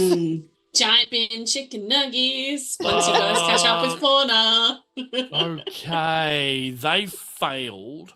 Right, so picture this, and then we will take a break because I'm going to use the second complication I've got to just play this ridiculous scene out when we get back. You're in friendly or unfriendly territory for you, very well controlled, friendly territory with, you know, guards and shit just round the corner, right? Half a block away. So there's an enormous, whatever noise imperial ibises make, I have no idea, but 4 of them screech that noise because you're dealing with, you know, horse-sized, bin chickens, right? Horse-sized imperial ibises. Mm-hmm. They're attached to a now flaming Kingswood filled to the brim with highly flammable Twinkies. Sorry, Arnott's sponge fingers. They're going to caramelize Original. and be delicious. It's all sounding Original really good so far. This is going to smell like, you know, burnt sugar and caramel. Yeah. So smell. these things basically screech rear. There's 4 of them and they bolt. Reginald's still outside. He's kind of like, I'm on fire. And then falls into the pothole. Frog's legs, anyone? Where he's kind of rolling around a little bit. Debs, who's like hanging out the Kingswood, like, because she sort of like stood out the door, sort of like opened up the door a bit because she was in the cab, the passenger seat, pulls out her, I've forgotten the name of it, but it's a number 7 boomerang. It's like they're about bigger than that long, huge things, called number 7 because they look like a number 7. And she turfed that at you, and he's clearly like just poking back into the car trying to get another one when this thing happens. So she kind of lurches back and bounces into the car sight unseen, but you do hear a satisfying thud. Kingswoods, they made them really solidly, right? As this thing goes lurching off. With all of the smoke and the screaming and everything else that's going on, zooms right past a power armor Exclave patrol, which turns around and is now quite intrigued by what just happened around the corner because they can see where the smoke trail starts. And at this point in time, we're going to take a little break. This break, folks, is going to be 16 minutes and some seconds. I think 16 and 25, something like that, for the station break, which I had so much fun doing this one. This is why it was 16 minutes long. So anyway, enjoy the La Serpent Noire, La Ventre Rouge Pirate Radio, brought to you by your Captain Javert. Yeah, that's not me at all. It's him. And we'll have a break. So, Saz, you want to count us out? Hello? Hello? Is this thing on? Hello? This is Captain Javert of the La Serpent Noire, La Ventre Rouge Revolutionary Brigade Pirate Radio. Hello to all of our revolutionary and resistance friends out there in the wasteland. We are coming to you today on the airwaves, yeah! And we're going to play some rousing music for you to smash and destroy the Exclave. No, they are our enemy. They're the enemy of all free peoples here in the wasteland.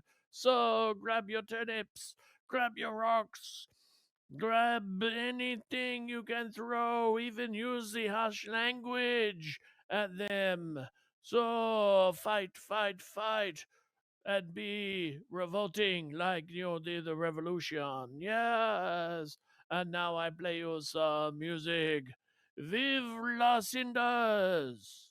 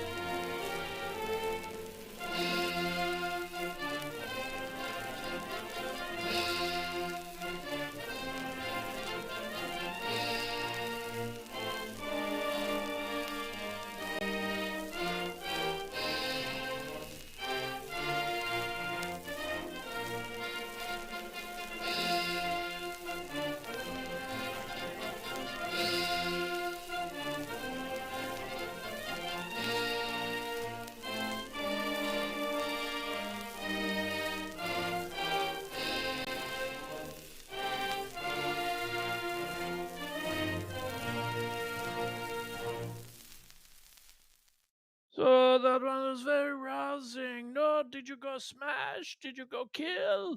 Because, in that time I ducked out and killed like 3 or 4 or many, many, many more Exclave soldiers, these horrible, horrible tin men who stomp and strut and say, Yankee Doodle, I am so important.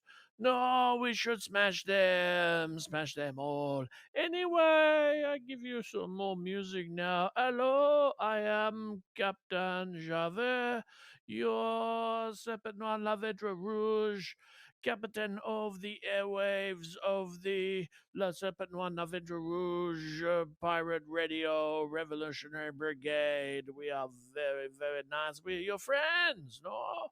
Anyway, here's some more music for you, yes.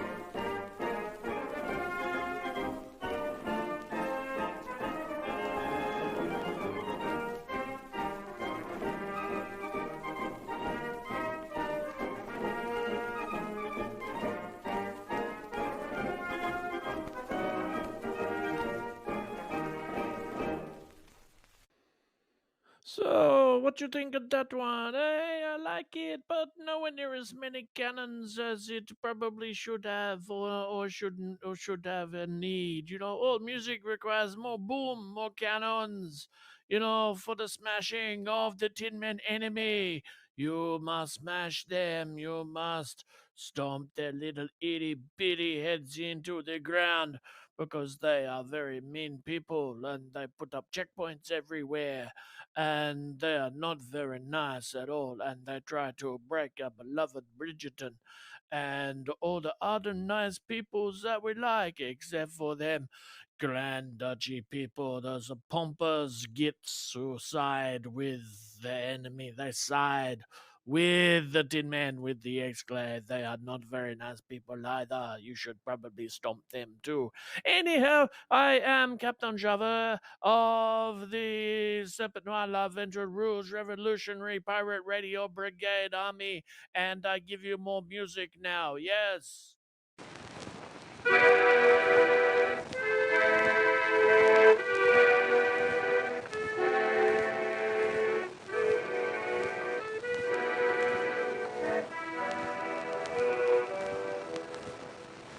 For your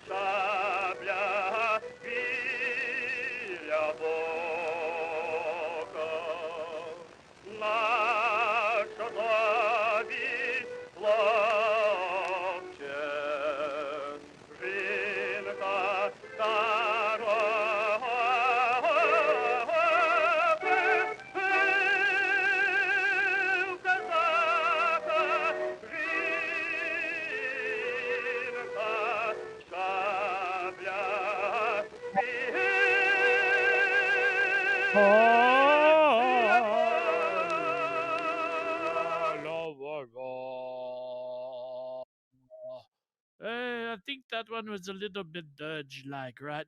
But it's okay. You know, it's all very serious here on La Serpenoise Lavendre Rouge Pirate Radio of the Revolutionary Army Brigade.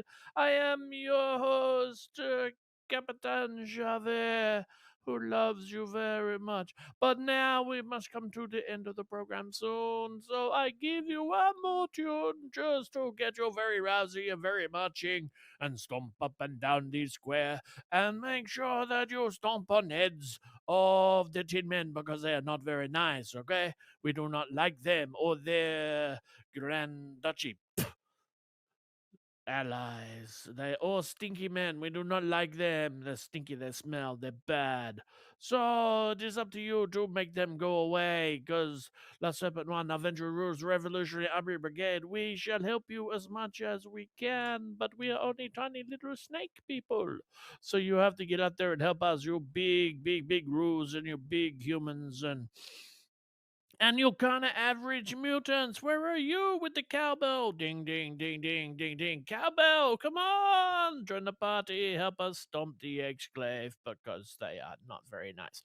Okay, one more song and then I'll go away. This is for you now, okay?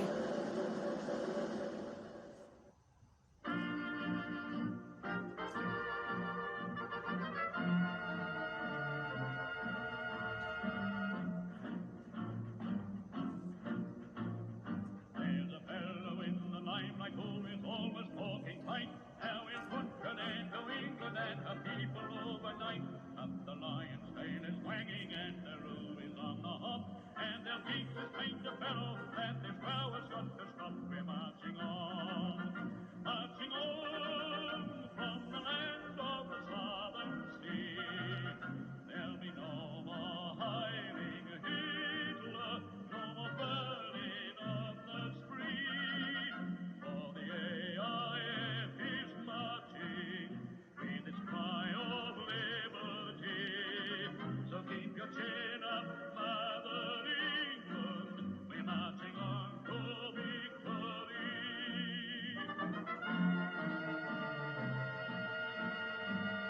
Keep your chin up, England. Australia will be there. We will teach him we are ready, that this world is wide and free, that our men are brave and steady, and with want of liberty. We will paint his vivid pictures with our vermin in the sky, till he roars, my God, you stomach, yeah, but then he'll hear the cry. We're marching on from the land of the southern sea. There'll be no more hiding Hitler, no more burning of the spree. For the AIF is marching with its cry of liberty. So keep your chin up, Mother England. We're marching on to victory.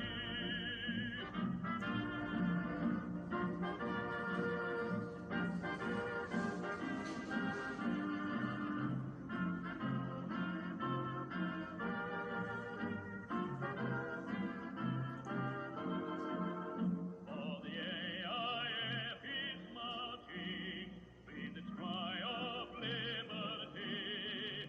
So keep the barrel rolling, England. We're marching on to victory.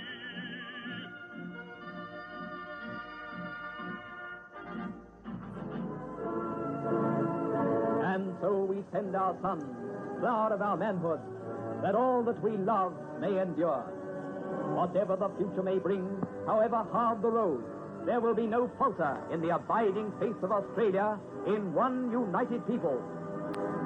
One all-embracing flag, one gracious majesty. God save the King!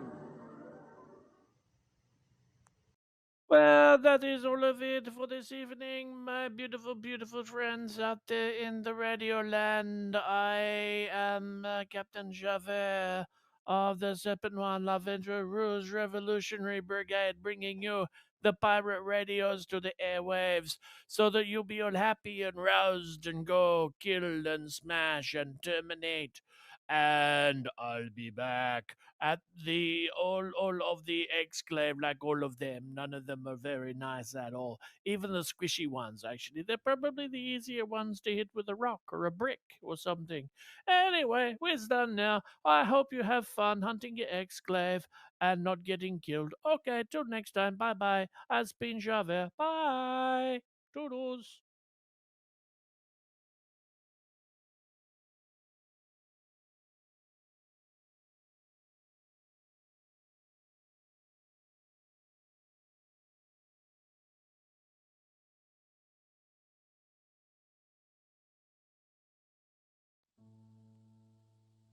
Hey, we're back. Did you enjoy your Capitan Javert? You better have.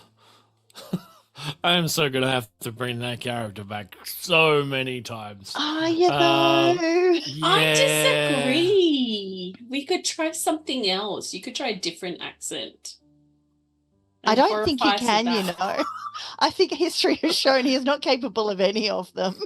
I No. said try. Try is the word here to pay attention to. I love how supportive and inspiring, you know, my caster. Yeah, thank you. Yeah. Thank you. I want you to try Welsh. I can't, even though I originally have a surname. No. No. I don't- tried. Welsh is and it just hard. cannot do. Although one of my favorite stories, and I know we're not back in the game yet, was like back when I was in my drinking days. It was like a Christmas or something, and I was bored, so I just randomly dialed up a Welsh phone number, and got a family in Wales, and they're like, "So what's going on?" So, "Oh, we've got this Australian who is clearly fucking drunk," and it's like, "Yeah, so are we." And so, like, the most expensive mobile phone bill I've ever had in my life. But, you know, was just on the phone talking to these Welsh people who were also getting fucked up. It was the best, had the best time, you know, did not regret any of it much. Like I say, the $400 phone bill was a bit much, but, you know, it was back in the early days of mobiles, right? It was like, so much fun just talking to these random Muslims. It was like, how many phone numbers do you need? And I must have entered Wales somehow and got a phone number that existed. Oh my goodness. I believe there's Yeah. a country that has a call a person of this country, Sweden or something like- Swedish. Yeah, yeah. So you can call and you can ask questions. And if memory serves, do not quote me on this internet. Don't at me for being wrong here because I'm just going off really bad memory. It's so that they can practice English and Oh, cool. answer misconceptions or, you know, clean up misconceptions about their country. Nice. I can actually speak a little bit of Swedish. So can I. Hurdy-gurdy birdie. No, for reals. I'm not fucking about. Jag förstår lite svenska, which directly translates as I can speak a little Swedish. And then jag kvinna is woman, that's you. And other things. My favorite one is you know, chicken. Because now the cats actually understand the word for chicken in Swedish. Because they come when I say, "Hey, it's chickling," you know, which is Swedish for chicken. Because I've been slowly, And then we're slowly just learning going to Swedish. see Anthanum mobbed by cats. And also, I believe we have found the nationality of Chris's next really poorly attempted accent. He also has to say hurdy-gurdy-gurdy. Yes. Oh, Hurdy-gurdy birdie. yeah, but I can say, jag förstår lite svenska. And then First you to have put the to bok in the bowl and stirdy, stir. and then burp, burp, burp. Fun fact: when I was younger, don't know I you actually people. tried learning how to speak Welsh, and so I can speak a tiny bit of Welsh. Well, you kept that to Ooh. yourself for a little while, didn't you? Yeah. Go on then, demonstrate. Oh, I can count to 10. Off your paw. 3, 4, 5, 6, 8, 9, 10. I think that's it. I probably pronounced it terribly, but yeah. Hey, at least There you're you not go. trying to pronounce that ridiculously long town. We are a global and inclusive show here, folks. except when it comes to Chris's accents. Yeah. We Yeah. have extreme prejudice. No, but then we're universally prejudiced. True. But I'm still encouraging you to try other accents. Maybe he'll find one that works. What, There. like Australian one? No. No, What do you- no, you've got that one pretty down pat. Yeah, I got that one all right. Except for last time I was in the US, they thought I was from Nebraska. Oh, God. Oh, shit. Anyway, shall we get back to this role-playing thing? Oh, Yes, yeah. please. Whilst we have people Ina? here who are looking at us. All right, so before we were rudely invaded by Captain Javert, hello, kitty cat. And it's not my one for a change. The cat had set fire to a Kingswood full of Arnott sponge fingers. For the non-Australians, that's Twinkies. And the bin chicken Brumbies have legged it, both literally and metaphorically, around the corner with the Kingswood attached, and bounded off down the road, attracting the attention of two Exclave soldiers in power armor who are now approaching at speed. Because N.E.R.A knows this, because she's got her special robot advanced danger package, and can tell that that's power armor coming your way and about to round the corner and be all up in your grill, as it were, very soon. So, what you doing, Willis? I Given- assume I'm Willis in this scenario. Yeah, given that it is only N.E.R.A and Mayhem who are left because Fauna and Spoosh have fear-legged it down the road. So they're about 100 meters away and still going. So Reginald is still here in the pothole? Yeah, on fire. Fine. I'll turn to Maisie and go, strategic withdrawal! And start running really, really tiny, legs going. I will definitely be running in that direction as well. I would pick you up and try and run with you, but I don't know if I have not asked for consent, and therefore I will not pick you up. So as you start to run, you lap N.E.R.A, and she's like, "Uppy!" Uppies? I'll just clamber up onto your shoulders. And So lick I it. have a cat who is doing his best to entangle himself. Hey, he's being a and N.E.R.A. me, Uppies! yeah, in the headphone cord. Well done, bud. In the incessant uppies, yes. All right, I am going to need luck rolls from you two. Uh-huh. And luck rolls from me, and these are opposed luck rolls. So tell me how Is it many. Is it luck and? Luck and this is combat oriented, so luck and something. Whatever weapon you are using currently. That What do you seems mean? fair. Okay, Like so the Ted, damage? I'm not sure what you mean. So you know luck, how when you do your weapon, it's got a weapon type? Yes. Yeah, so that should align with one of your skills. I will tell you now that I rolled 2 20s. Sucks to be you, buddy. Yep. So Says You do Nephthys, not- not N.E.R.A. What is Yeah. I haven't got all the info for the fat boy, but that was the last weapon I had out. all right, so it's heavy weapons. So yeah, big weapons. Big guns. You do not have to roll now if you do not wish to.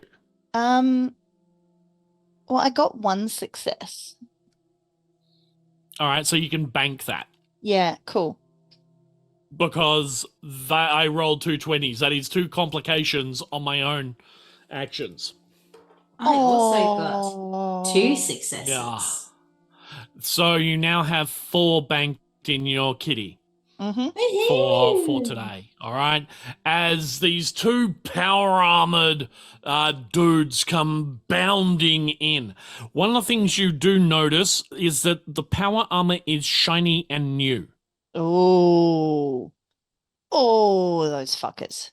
And because it's shiny and new, they hadn't taken the, like, you know how you get those little bits of shiny plastic, you know, on top, just over when you ship Yeah, something. finish Wouldn't peel protective those coating. off.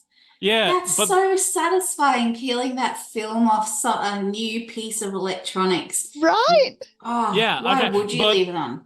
I don't know, your dust coating, I don't know, it looks good. But they Freaks. haven't taken it off the rubber soles of the shoes or the feet either, right? This is running like this on the As- ground and doing the Melbourne Shuffle. Yep, these 2 menacing, like, boom, boom, boom, boom, boom, you know, piece of power armor. You know, one's got like a, you know, not a super sledge, he's got a super cricket bat. Right. Yeah. It's like a 2-handed one, war bat. A war bat. Oh, yeah. Bat. Yeah, okay, so that one fell on its ass as well. Because cricket bats are 2-handed. And he's got a cricket bat, right? He's got a Dennis Lilly special, right? One of those stupid aluminium things. Uh-huh. It's trying to acclimatize to the culture, right? Anyway, so this one goes barreling around the corner and then has no grip as the power armor, you know, so it turns, ready to power into the drive towards you, you know, and just keeps on sliding sideways. So he's power armor drifting around the corner. Except more in a kind of Wile E. Coyote Just a sign that says help. wide. Did this mean like the legs are going, but he's still going? Yeah, but wait, there's more. 2 20s. So he puts down the bat to try and compensate, you know. So what this does is now he's like still sliding, but he's using the bat like this fucking canoe lever thing, you know, what do they call them, paddles, and that's throwing off sparks because it's a Dennis Lilly aluminium special, right? And they did take the wrapper off this shit. So and there's this god awful metal on flagstone kind of noise, because remember, you're right near the the Mitchell Library, which is all flagstones around there. So it's like screeching and sparks and cobbling, which of course is helping to it's throwing sparks and everything onto poor Reginald, who's sitting there flailing in his pothole as he's burning, but more sparks are coming in, helping to ignite more of this shit. So you got one piece of power armor just like, fuck, into the side of the Mitchell Library. And the other one scrabbling with this fucking cricket bat just sitting there going, and he's trying, you can see him, he's just like, yeah, he's gone this, he's gone that way, no, he's gone back that way a bit, you know, and then smashes into his mate. Excellent. And they're both As kind of stuck Mayhem in the wall. rounds the corner, N.E.R.A just looks back and goes, hey. Just shouts, bat, and disappears, right? 100%. Yeah. What you did get out of this is, moral of the story, children, always take off the plastic wrapping. It is so satisfying to do that. Remove Right. protective coating before use, ladies and gentlemen. Yeah. And Maybe second, Except in have some cases put on the protective use. Yes. Yes. Hmm. and this is very, very, very shiny, ultra new Exo 1 power armor. N.E.R.A's going That to bank has that been- away. Given to obvious idiots. You mean Exclave? I'll let you have a intelligence plus. Science. Just Spoosh feel a pang about that even from the distance. It's like the universe Emotional showing him- damage. It's like his spidey sense is tingling. Is N.E.R.A trash talking my old crew again? Someone has to. How dare she? It's not even to my face. Make me cry my own tears. Okay, so intelligence of 9, and sorry, was it science? Science, yes. Science. Science, I have 2, so that is a target of 11. Yes, I can count. So that is a 7 and a 10. So 2 successes. I clearly successes. cannot math, but I can count. Okay. Hang on. Last time I checked, count is math. No. So you can partially math. No, look, I'm a cross-disciplinary learner, and Yep. no, they're 2 different things. Okay, Yeah. all right, go on. Yeah. I will. I've been hanging around Spoosh way too much. All right, I'll take your word for it. Yep. So, all right. If they are Exclave, you kind of go, that's like not even out of the wrapper new Exo So 1 armor, would I which you've never seen deployed in Australia before Mm-hmm. by the Exclave, and you don't recognize the insignia painted on their shoulders as in the unit badges. So would I extrapolate from that the Enclave has set a cabal down to Australia? They're a cabal, Yeah. not a battalion. You might think that. I couldn't possibly comment. You're the only person here who could, Chris. It's one of my But I will favourite take it lines for now. from the original House of Cards, which is so much better. Watch that. Yeah. All right, noted. You could extrapolate that. But, I will file that away for when we catch up to the other 2 yellow-bellied losers. Hey, at least they got a syringe each. Yeah, I'm sure that's going to be a real help. Are they reusable? Yeah, if you got a gun to fire them out of. Or you could just go around stabbing people with a syringe if you want. I prefer a multi-tool you for that. Thank you very much. multi-tool and a toffee apple. Hey, the toffee apple did not get stuck in anyone. It got stuck on something. Clear distinction. What All right. happened to that toffee apple? It's I in think N.E.R.A's Spoosh- backpack. Oh, yeah, it is too. Yeah, I grabbed it off the Pip Boy. I was gonna say I miss it. It's just festering in the corner, catching all the lint. Well, you cleaned it up of all the teeth and other stuff and then wrapped it back up. So, wait, do I need to add a jar of teeth to my inventory too now? No, you did not clean it. Spoosh cleaned it. By So putting how it in do his you mouth. get the teeth, Spoosh? This was about episode 3. Yeah, I pay attention. Yeah. So yeah, if anybody has extra teeth, it's Spoosh. They're not Yeah, his that's right. teeth. Other people's that he's collecting and keeping in a jar for science.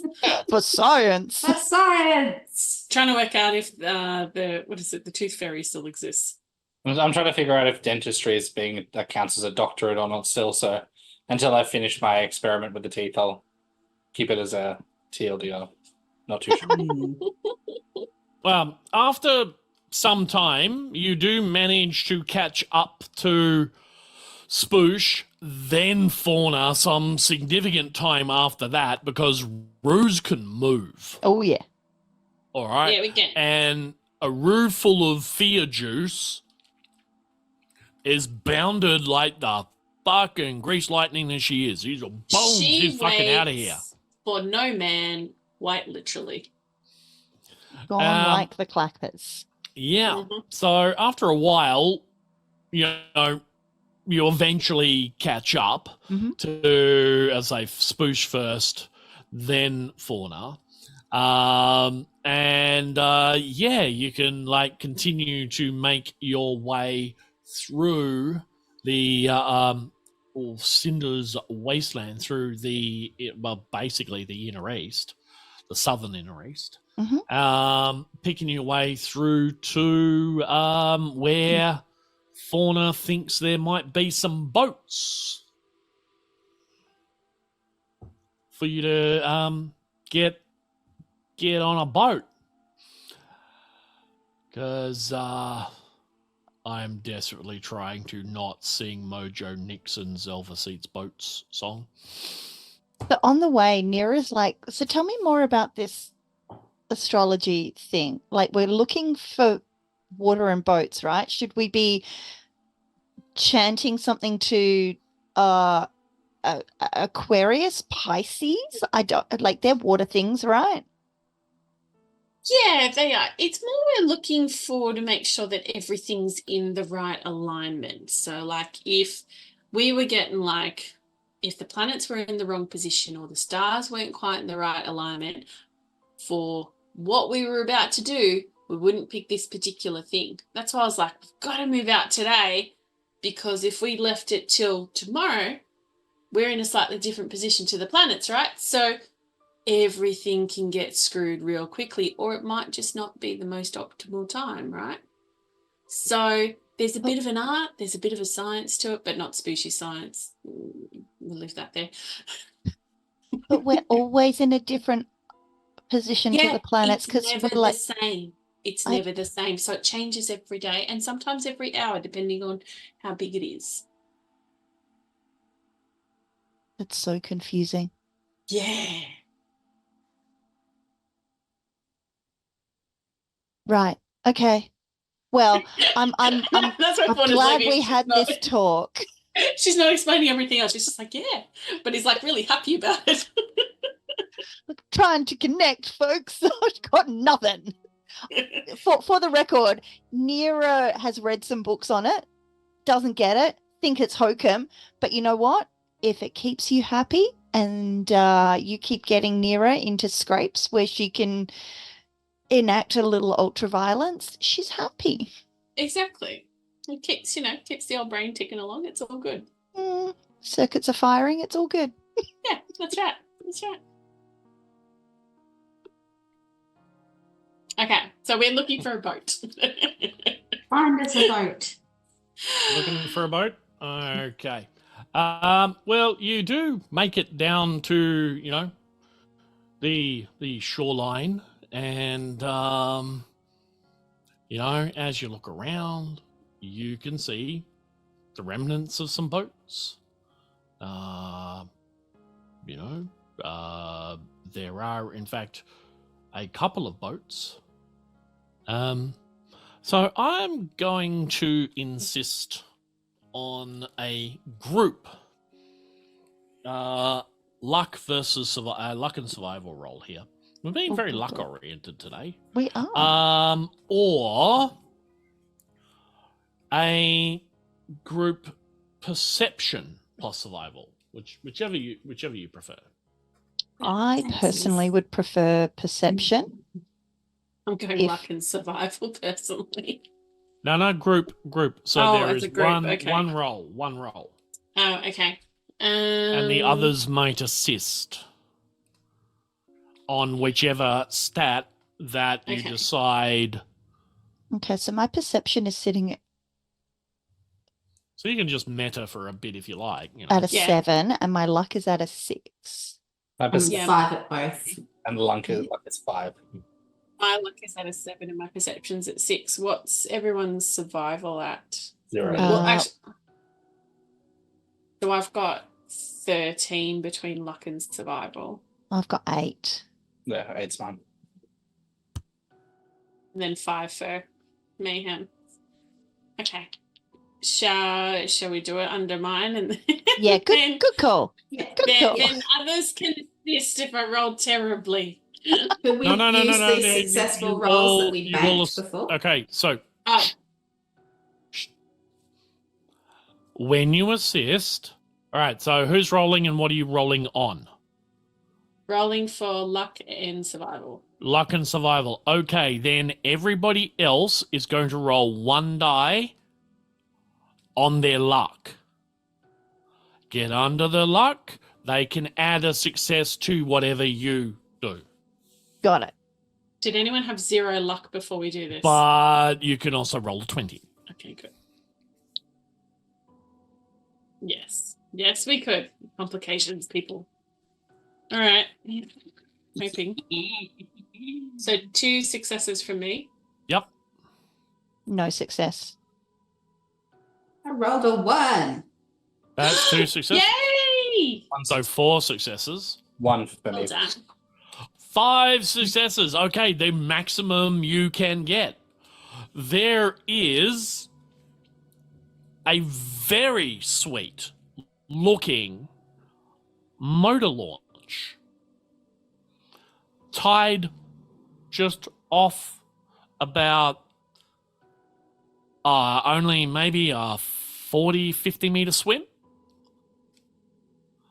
And when I'm saying motor launch, I'm talking about like a 40-meter long Chris Craft $1 million style fucking, ocean-going millionaire's vessel. Okay. It's a little bit dirty, but it's there. There it is. A luxury Mediterranean-style yacht. Can I do a hazard perception check, please? You can. Excellent. So I'm going to use perception. What's this? And Where's the trust there? I'm sorry. Where's How the many trust? episodes in are we? 8. Yeah, 8 times I've learned. So perception and survival. Yes. Mm-hmm. Yes. Excellent. And you because get I'm one using, automatic success as well. I get 1 automatic success. I believe so. So my hazard no, perception is I it's here. reduce the It's the other way difficulty round. by Yeah. 2 to a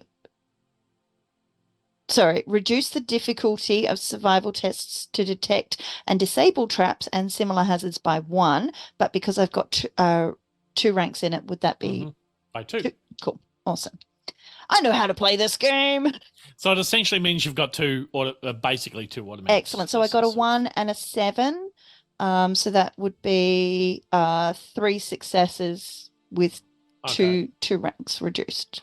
There is absolutely no hazards there other than the inherent hazard of drowning when you swim 50 meters. And given that I am a robot, am I encapsulated? Can I go in water? Are you Or is- waterproof? Is a great Is this question. my Achilles heel? You'd be Up water to a resistant depth at of least. like 20 meters. I'd say. Yeah, They we'll pressure say tested my unit. Awesome. you're a Seiko watch. There you go. Although, you haven't been re-pressure tested since factory. Well, that's a couple of 100 years ago now. And you've been You shot have not quite had a your few times. regular maintenance visits either. So I'd like to see him try. I'm going to leave that to your imagination to decide. In theory, yes. But you don't know how deep it is. Mm-hmm. Okay. So coast is clear if we want that one. Yeah. Or you can have the sailboat that you can just get on, think, where the wild things are, kind of sailboat that you could probably jump onto from the shore. It's like, the pier, sorry. Jump on the sailboat, take it over to the big boat, bang, done. Does anyone know how to sail sail a a boat? sailboat? Yes. I read a book once, but are you wearing a paper crown, Mayhem? I'm Where did you wearing get a that paper from? sailor's hat. It is a paper hat. Surely that has to Yeah. bestow you with some sort of sailcraft. Captain Mayhem. That's your sailor. Yarr. Yarr. When you're a professional pirate.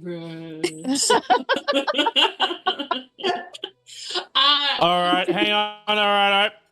I will give temporary sailboat skill to Mayhem if she can sing me a pirate shanty or a pirate-related song right now. We can even clap you in if you like. Oh no, I gotta think of words. Okay. They say yo ho, but they don't say ho because that is disrespectful, yo. Come for the fallout, get the cabaret. Right. You could also do one without words.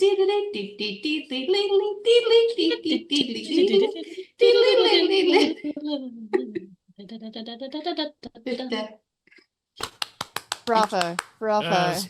And many more. How did you fail the skills test with the With ruse? that, no, all right. So I didn't do a twirl this time. all right, I'm clearly qualified. Yeah, clearly qualified. I'm going to pay that. I'm a man of my word most of the time. So this time, yep, through nautical inspiration. She's been reading in the library for the last 2 weeks. I belong to the sea now. Mayhem, you want to tell us all about where this flash of inspiration as to how to sail a sailboat comes from, and getting us over from the little boat to the big boat. This all came to me in a The dream. scene is yours.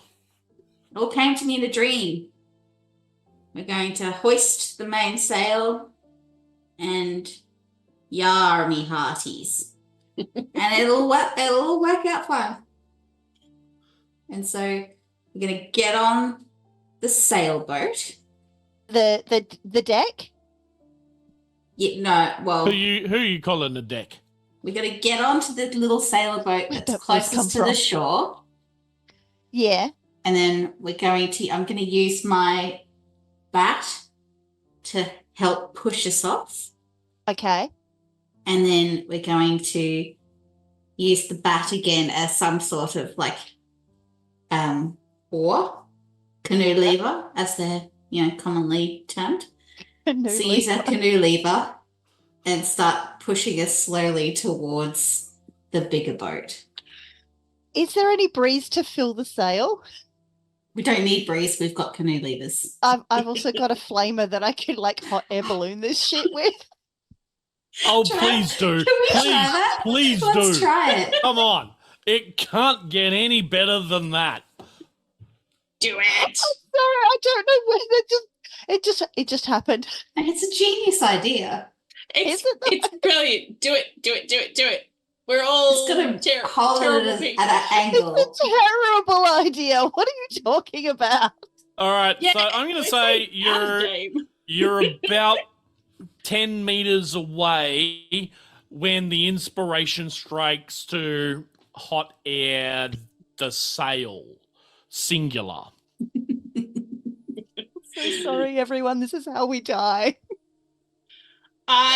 What's the worst thing that could happen? We're surrounded by water. It's fine. Did you not see the map? There's definitely sharks. They're further down. And They're we're not in this that area. far offshore. It's No, fine. that's just that one giant one that's further down. Yeah, it's only the one. It just sits down the end there. Look, when I made that map, I might have used some artistic license, folks. So it's just going off what was in my memory. Just putting it out there. Look, I am happy to pull out the flamer and go for it if everyone thinks it's a good idea. I Do it. Captain says I yes. fully endorse this. Spoosh the only one not voting. It was then she knew she had fucked up. Aim it for the poop deck. Yeah, so what's Spoosh's opinion on this thought? That's what we're calling it. Okay, it's generous. Yes, yeah. I think thought's a bit much. Spoosh is still just revising the phrase regarding the astrology of it's a bit of art, a bit of science. He's still Okay. I'm not species science. Swishes aren't more just watching. He's just here to watch. He has no fault either way. He has power armor nearby, so he's hoping that should we capsize and fall, he may be able to get out. Instead of sinking to the it- bottom He'd be in wearing the power armor. I mean, it's there, but I don't really want to wear it right now. I'm a bit concerned. Although maybe it could be a good idea for camouflage, I guess. We can always, if we get caught. I don't know if this boat will this boat be able to keep, like, really, will there be any issue wearing power armor on the boat? No, it's fine. But like Um, the weight doesn't automatically disappear if you're not wearing it. No, but I imagine like if like he actually like starts to put everything together and like put it onto the boat. I'm probably Right. understanding it. But I'm going to say if you decided to like rock back and forth, you're going to have a very grim time of it. But N.E.R.A's just about to set fire to the sails anyway, so, you know. yeah, that's true. Maybe that's what Spoosh will be doing. He'll be assembling the power armor frame and just sliding the pieces onto it. But I will give you a bit of clarification in regards to gear. You don't have a home anymore because, you know, the camis are there, the super kind of average mutants. You don't have a posy to load up with stuff, so you are now in what you can carry. Yeah. And considering power armor gives you a massive boost to your carrying capacity, you would probably be wearing it. Yeah, that's a good point. Or no longer having it. Yeah, he'll have the power armor on in that case. Look, and can we just circle back for a second? Like, lose the negativity. We're not going to set fire to anything. Like, you know, it'll all work out well. Worst Nearest case scenario, we have holding it the all fire. flamer aloft and going, I'm a professional. You can trust me. Just got to hold it Wait. far enough away. That's right. That's fine. We Common haven't sense. checked if the other boat's got fuel in it. It'll be fine. Yeah. We'll work Just out. It'll all come out in schmeaters. the wash. It'll be fine. All right, N.E.R.A, Yes. are you doing this? Yes. I am I kind of think you have to, Nana. Do I'm it. standing at the back of the ship and pointing the flamer away. The concept is to heat the air behind the boat enough to cause like a draft to fill the sail. That's the concept. That Two, how I say this, make wind, right? So N.E.R.A's basically doing the technological version of pull my finger. in the interests of not angering the GM, sure. Yeah, that's what's going on here. Yep. Yeah, Or in the okay, interest cool. of brevity, we'll say yes. All right, so big guns and endurance.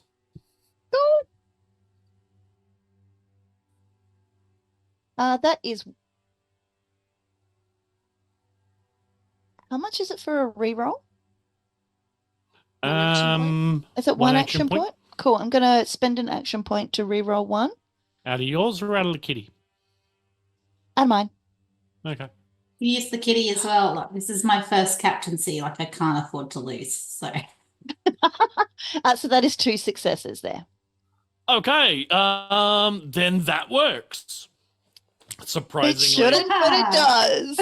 I'm not sure how the physics are. Yeah, physics, schmizzics, right? Schmizzics, yeah. So here we are. The picture is tiny little robot hanging off the back of the boat with flamethrower Big out the fuck back, off flamethrower.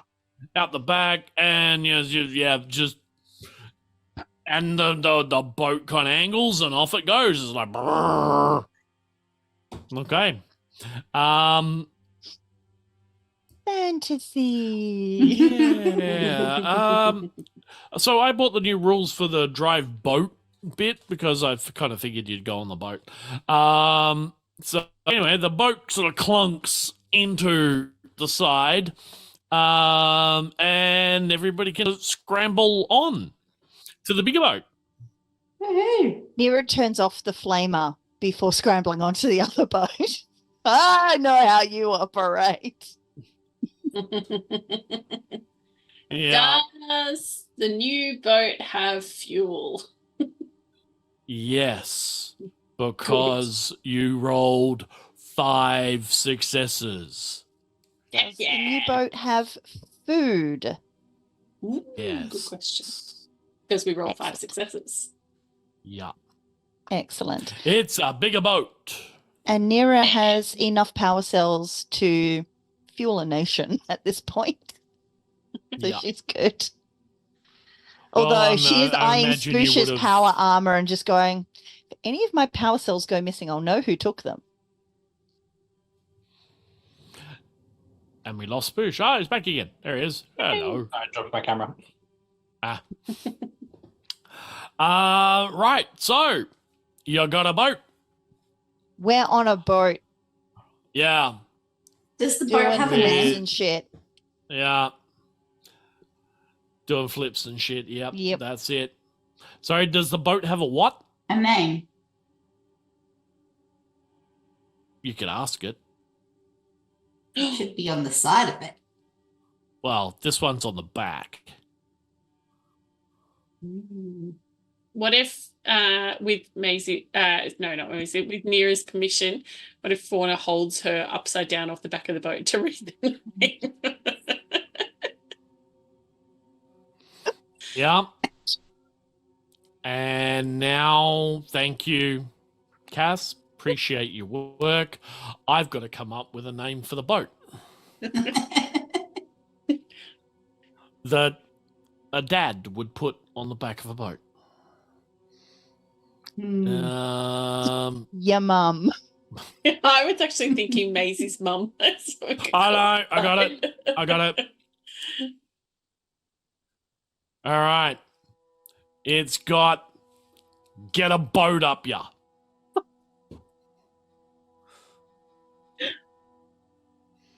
Clearly, this person worked for the National Library of Australia as well. Clearly, that's why it's more Yeah, here. yeah. Yep.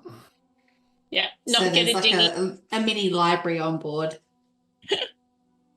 Yeah. There can be a library on board. So many books.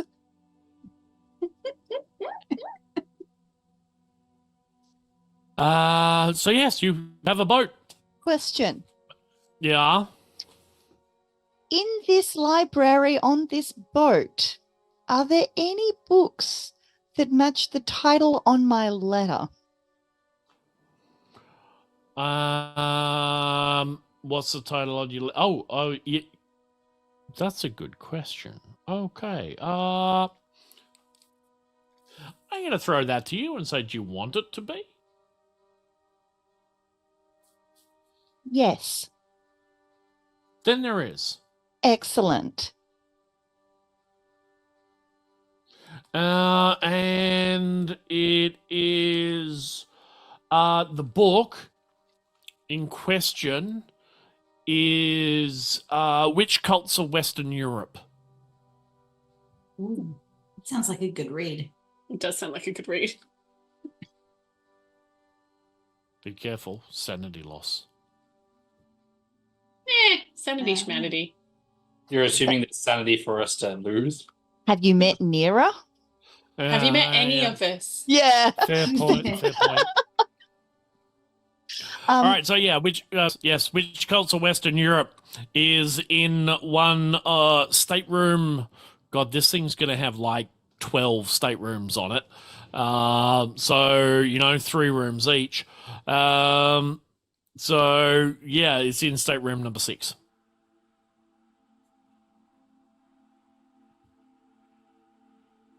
Excellent. N.E.R.A is going to grab it, not put Yeah. it in the backpack. She's holding onto it and is Okay. going to be holding onto it for the rest of the trip. Okay, you got it. And so does anyone want to try and start the boat? I think that's up to the captain. I'm going to go and start the boat. You're the captain now. I'm the captain now. That's Look right. at me. Captain Mayhem at the helm. Aye, aye, Captain. Bird's eye. get this boat on the road. Who lives in a ship that's moored out at Cinders? Captain Mayhem. You want to get this boat on lives the in road, a eh? pineapple under the sea. Captain Captain Mayhem.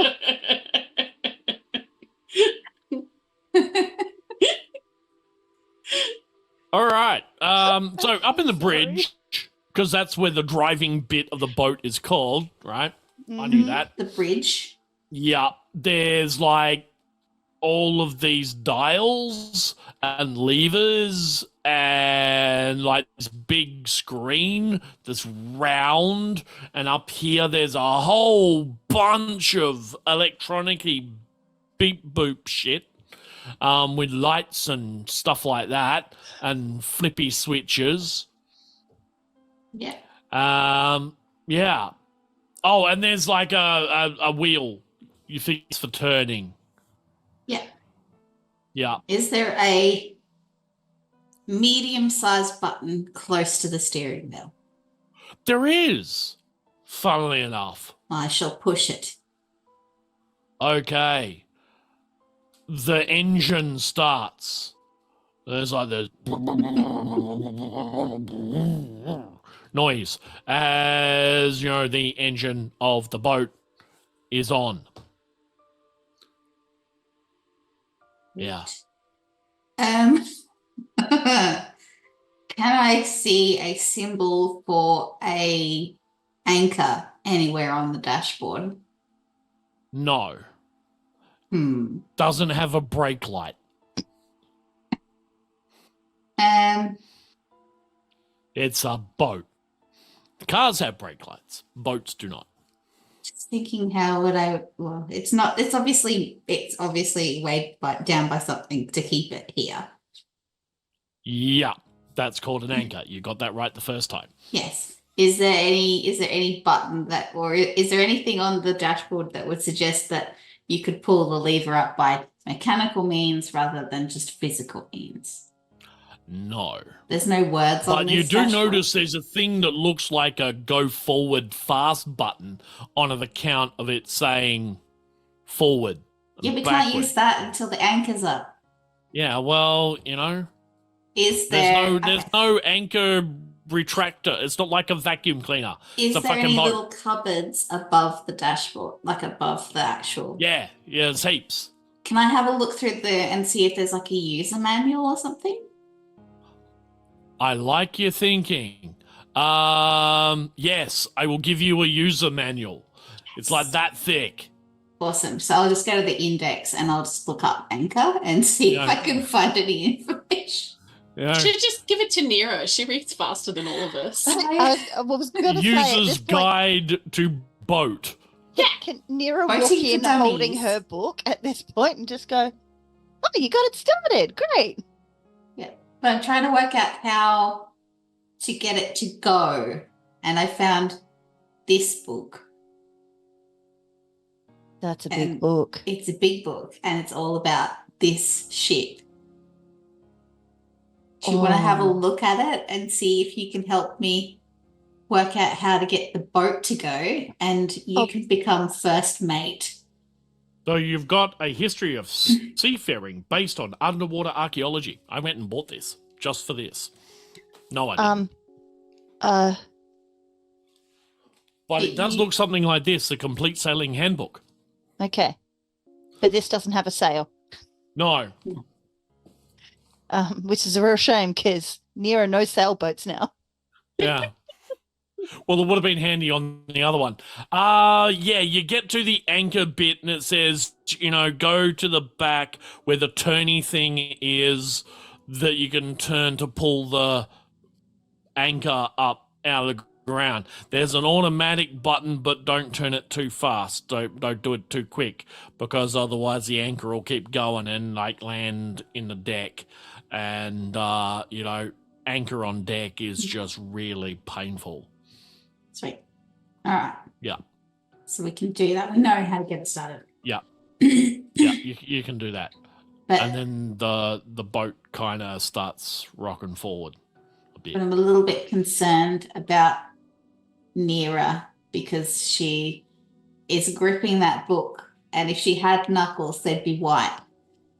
And she Instead, wasn't she's got mitten interested. hands. Yeah, but she Well, wasn't you got really your four interested little in the ones big now. book. Yeah, You but I'm have tiny holding little this human book hands. like close to me. You would have snatched the big book had there not been an issue. I did So- big book eyes. But what's so special about that book? This book, Yeah. it's a very special book. All books are Well- special, but this one is specialer. Why is that one specialer?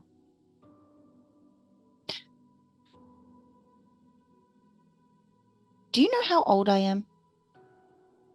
It's not polite to ask those questions. Oh. Okay. But how old? You can tell me. I just can't ask you. Oh, okay. I am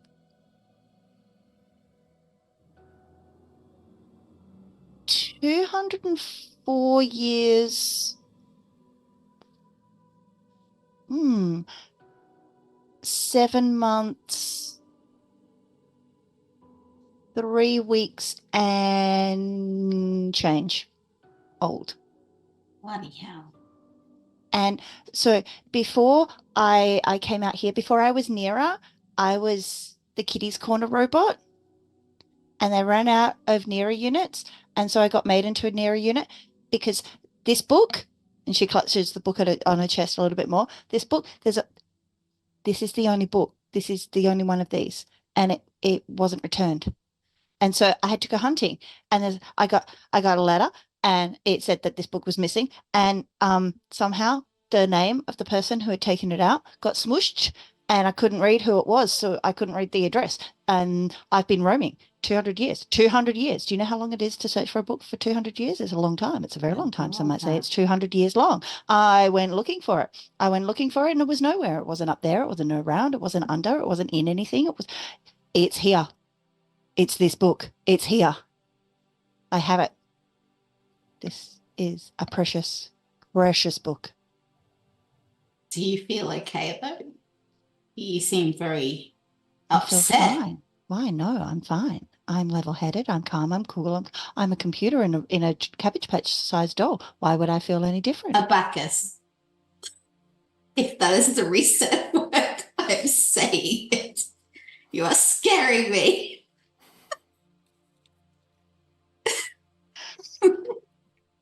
I'm going The to book take falls to the ground, I'm and so going to does take N.E.R.A. the book. I'm going to put it safely on the captain's chair. I'm going to keep it safe. And then I'm also going to put N.E.R.A. I'm going to sit her. I'm assuming there's 2 chairs because you need a chair for the captain and a chair for the first mate. There's got to be 2 chairs. It's a big chair. There's like more than 2 chairs, yeah. So I'm going to there's a bunch of sit N.E.R.A. chairs. in one that looks like it would be for the first mate. And I shall put my little hat on her head as well. And then I'm just going to go out and see if I can get some help to pull the lever up and let N.E.R.A. reset quietly in the bridge. Right. Oh, the lever, Crunk. Long lever. Yeah, that's pulling the wrong lever.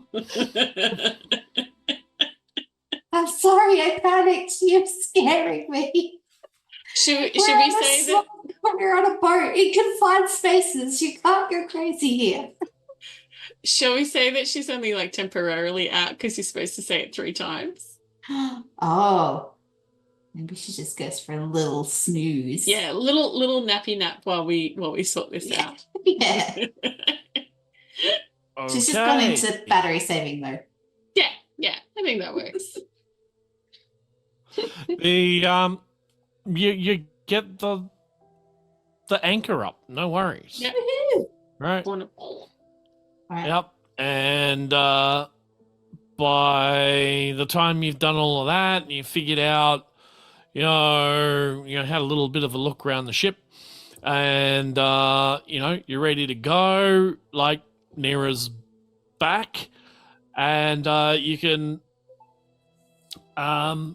drive somewhere. just remember, because you're not like seafaring people, you probably want to keep the land to your right Yeah. as you go south. So, you got a boat. Boat's got food, boat's got fuel. It's a very nice boat. N.E.R.A's got a book. What next? To the You giant shark. Are We you make just heading sailor south? hats for everybody. Make sailor hats for everybody? Yeah, Okay. we'll have some arts and crafts. All right, so you travel for what seems to be half a day.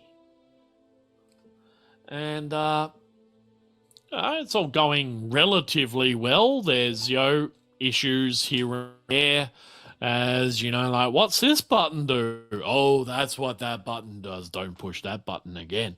Kind of experiences with, you've got the manual, you're pushing buttons and figuring it out as you go.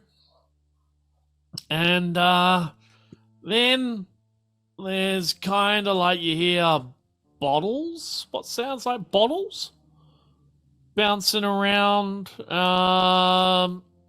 from like downstairs. And then there's big booming voice. God, oh my head. Hey, why is my boat moving? Oh, I think I drank a bit too much last night. Oh, that's not gonna sit well. I think I need to find myself a bacon sarnie. Oh, and then you just hear a door open, a door close, and then like, oh, I regret that. Bit of dry retchings thrown in there, and then hear a toilet flush. As oh God, where's the burqa? Where's the asp? Where did I put the asp? My kingdom for asp. And clearly there is someone downstairs sort of rummaging through drawers and stuff. A very large somebody.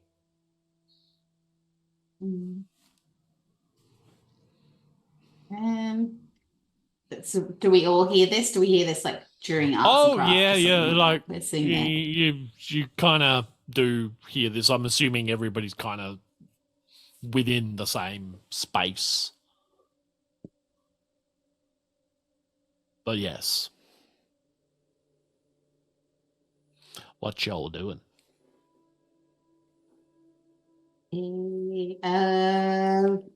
Okay, so you may have a problem. We probably should have asked permission to borrow the boat. Well, we didn't know anybody was here. But we didn't exactly. Good point. Are you feeling better, N.E.R.A, as well? Yeah, I had a funny like a glitch in my head, but yeah, no, it seems fine now. Good. You seem better. Fine. I'm going to keep my eye on you. So yes, we borrowed someone's boat without asking permission. Do we go and introduce ourselves? Oh, that would be the polite thing to do, don't you think? I think so. And then if they turn hostile, we can have some fun. Sounds like a plan to me. Hooray! It's for me. Spoosh? I mean, introducing ourselves does seem the polite thing to do. I don't really know. The ship's captain's elected through democracy? Because we could, like, push for a precedent of a majority vote. Definitely not a democracy. Yeah, I don't think it's like the divine right of captains either. I think it's just Like you're either a captain or you're not a captain. It's, it's just how it is. Maybe even like a duel of some sort. No, it's you just got to be born this way. Maybe it's ducks at dawn. I want fan art of that. Thank you very much. All right. So eventually, this presence, which is now, by the sound and the smell of it, cooking bacon and eggs. Okay. There might be some cheese involved. There's definitely some sriracha and some chutney happening. Yeah. And singing a little song, down among the den. Do, do, do, do, do. Yeah, like that. Whilst singing and cooking. Quite oblivious to you because you're up on the bridge and it is in the galley. Stealth? Nah, Yeah, if you want. not It breaks fauna. into what shall we do with the hungover sailor? What shall we do with the hungover sailor? What shall we do with the hungover sailor? Give him a bacon sarnie. And you hear the sounds of someone munching. And N.E.R.A's just going to pop her head Stealth. around the corner. I think actually if he's making a noise, I'm just walking down. Yeah, I just. There's a very large green man. Kind of looks like a little bit like a kind of average mutant, but bigger and greener. And N.E.R.A's going to duck back around the corner and go like,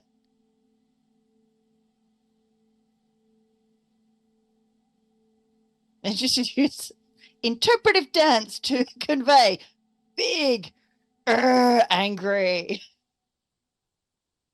You Sound remember angry? like a picture in one of those Middle Earth books, of Urak High. It looks a little bit like that. It's like one of those creatures Kai was talking about ages ago, but green. It's weird. The hobbit things? Nah, they were a little big, Oh. like an orc, like raw. Oh. Is it angry? I don't know. It's eating a bacon sandwich. I'm gonna poke my head back around the corner. That doesn't sound like angry behavior. That just sounds like hungry. Angry at best. As you poke your head round, you can see it's got like a cutlass, and is using the cutlass to like chop some sausage, and wipes it on like his little tea towel that's got over his shoulder, and uses it some tomatoes, and is singing a song and yes, now a song about second breakfasts. Back around the corner, I'll be like, I don't think I'm the face that it should be seeing. Maybe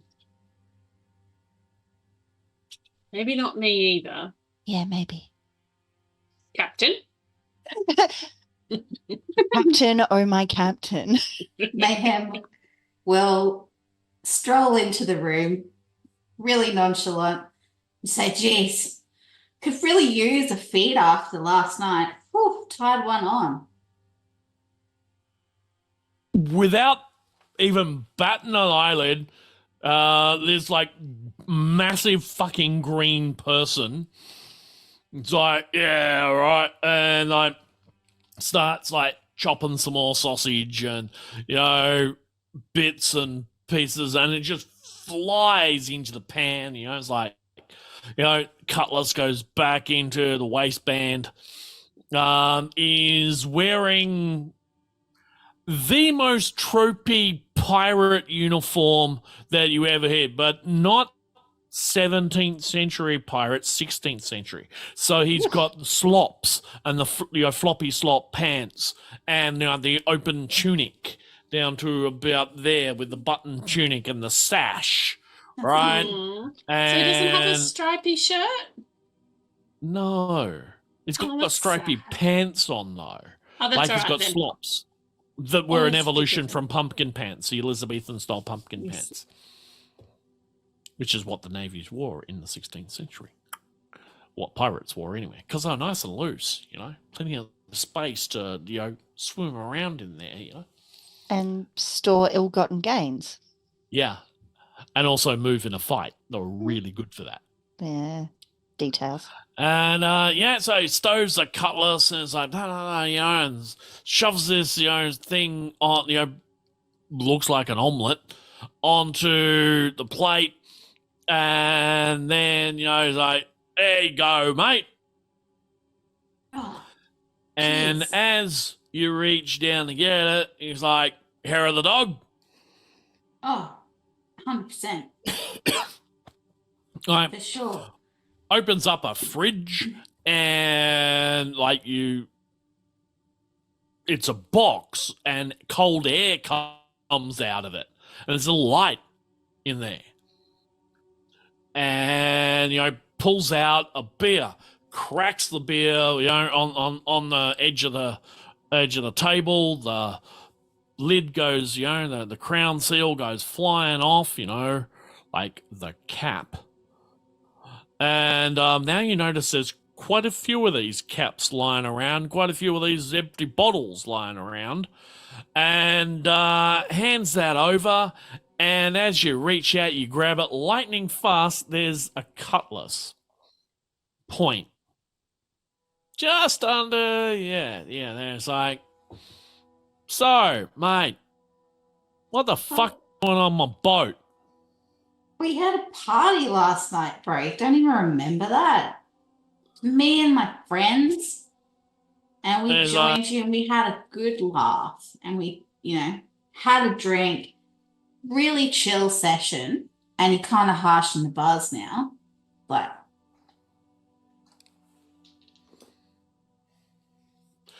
Make me a charisma and speech, please. and I have the thing where if I do roll a complication, I can ignore the first one Okay. because I got the scoundrel Yep. perk. So speech and Charisma. I need to get 11. Oh, and it's a tag skill. Speech. Cool. So if you get under the skill, you get 2 successes for it. Oh, I rolled an 11 and a 2. All right, so that's 1, 2, 3 successes then. Looks at you and goes, yeah, like normally I would gut you for that very low attempt at gaslighting me, but I kind of like the, sheer, cojones you got there in walking in. So, Thank you. not going to kid you right now. So where are we heading? Well, Clearly stolen my boat for a reason. there's no stealing. All right, borrowed with intent. I would say, I mean, if you're amenable to it, we would like to borrow your boat just to go down towards the gong. I reckon. So that's where we're going. Yeah. Well, why not? Got nothing better to do. The next time, knock. And if you weren't so loud and annoying, you know, would have slept through and not have a hangover. Well, He's like, I apologize. all right. And I'll put my hand out if he's removed his cutlass. Yeah. I will put my hand out and say, I'm Captain Mayhem. He puts out his right hand. You notice he is left-handed. And says, all right, pleasure to make your acquaintance, Captain Maxime. Captain Mayhem. I am Maxime Denisov Ergar Ilyich Beiersdorf. You can call me Bay.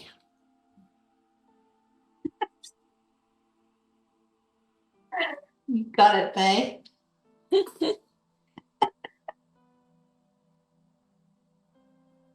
I'm done. I'm so done. We broke Nephthys. Yay! Oh, you do not know how long I've been holding on to that one. Oh my god. I got you, babe. Do, do, do, do. I got you, babe. Jesus Christ.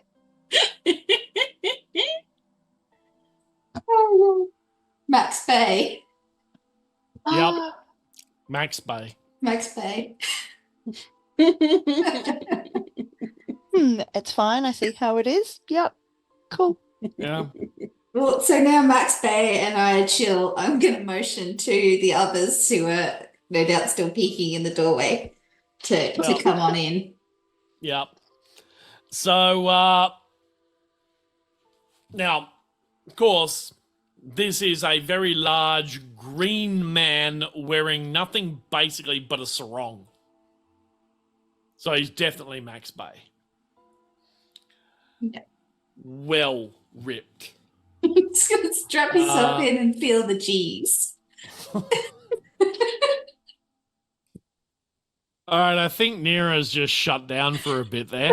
Ness has almost splurted water out her nose. So, and I that's the think thing we've that just broken happened. Saz just a little bit as well. So, hi, welcome to the show. Hey, and I'm be doing this professionally next week. Isn't it awesome? Right, so yeah, Bay is very kind of nice guy. He's real clean shaven. It's about 7 foot tall. And like, so, tell me a little bit about why we're going down there. Because I just kind of like came back from there, or at least round there. What were you doing down there? Don't know if I want to tell fucking pirates. Oh, yeah, I don't say anything about pirates. I'm a librarian, not a pirate, damn it. You stepped uninvited onto my ship, you started it, you weighed anchor, and you started driving off. I only did one of those things. That makes you a pirate. I only did one of those things. Collectively, Pirates you are steal, pirate. we borrowed. With intent. To borrow, yes, I agree. Luckily for you, we're in, the continental shelf. If we'd been out to sea, outside of the side of land, it would be, I'd be able to just kill you, legally speaking. To be fair, if you'd been that far out, I would have had to use up more flamer fuel to get sailboat to you. So that would have just been like a non sequitur, like it wouldn't have happened. Yeah. Okay, I'm not sure what this small. He leans in, looks at you, guys. Look at it now. Sorry, what are you? I'm a librarian. Okay, librarian. Okay, Wombo. clearly that means something completely different here than it does back home. Where's home? He's speaking with a Hawaiian accent. Of course he is. Of course he is. Except I can't do a Hawaiian accent. Oh, but I think you've been given free reign to try. I no, I Yes. don't even have an ear for it. I don't even know what it would sound like. I'd have to practice for next time, maybe. So N.E.R.A looks up at him and goes, well, I collect books. I return them to the library. I defend books. I defend the people who Oh right, yeah, that's your job. yeah. Yeah, like no, yours it's like is misunderstood. Clearly, slight cultural issue here. Right. No, I meant what type of creature or entity or intelligence are you? Yes. Right, not helpful. The rest of us are in the room, right? Yeah. Yeah. She's a robot, mate. Right. Okay. She's Thank a very you. good robot. N.E.R.A, would you like to tell him your full title? National and External designation? Retrieval Automaton, unit number 37. Yes, colloquially a Right. robot, but she's very smart and also has lots of pew-pews. Okay. And he reaches out this enormous hand, puts it out. It's like, Maxim Denisov Igor Ilyich Beyersdorf. You can call me Bay. Can I, though? Should you, though? I suppose I don't make everyone call me by my full name. And I am a mutant. That's not a nice thing to say about yourself. I think your green skin is lovely. I am one of the first mutants. Batch number 1. Would be aware of this history, yes? No, Okay. not at all. Because you don't have access to US intelligence and stuff like that. You only have Australian I stuff. don't recognize you. Not like That's you. because we just met. No, not you. Not you. Like, hey, Spoosh. Yes. Spoosh is a man of science. Spoosh, he doesn't look like, he just said he's a mutant. He doesn't look like our mutants. Bush kind of might take the power armor helmet off so we can actually examine properly. Doesn't smell like other mutants. Kind of power armor lumber over, like with a finger, just kind of like brush against Maxine's hand and just lick it and be like, less sour, I think, than Australian ones. Although that could be a potential diet. Kind of look him up and down. Is there anything like visually, like, does he look like a not average mutant? Yeah, he looks like a kind of average mutant, but you might even call like super version of a kind of average mutant, because kind of average mutants are kind of average, right? Yeah. But he's ripped. He's got the 6-pack happening. He's got the flex. He's got nice teeth. I have a question. Is he offended by the fact that Spoosh just went? It doesn't seem to be. Kind of looks at it, does the, Popeye peck popping thing. Yeah, happens all the time. Since when did Spoosh become a cannibal? I'm not a mutant. When did Spoosh keep licking? Oh, no, wait. Yeah. Science. Spoosh, remember, you're supposed to ask about that. Ask before licking. Yeah, consent. That's right, Bay is consent. like, that's all right. It happens all the time. So right. Trying to teach you manners. Well, what am I So doing? bad, you just get licked. Does Spoosh go in for another taste now that he's got permission? Spoosh is commanding the super mutant right now. Yep. Salty, nice balance of umami in there. Yeah. Swish it around.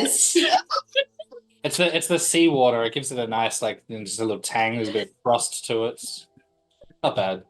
Are you trying to say that the super mutant's salty? A little bit. As salty as I'd like it to be, but it's saltier than I expected. Max in name, Max in flavor.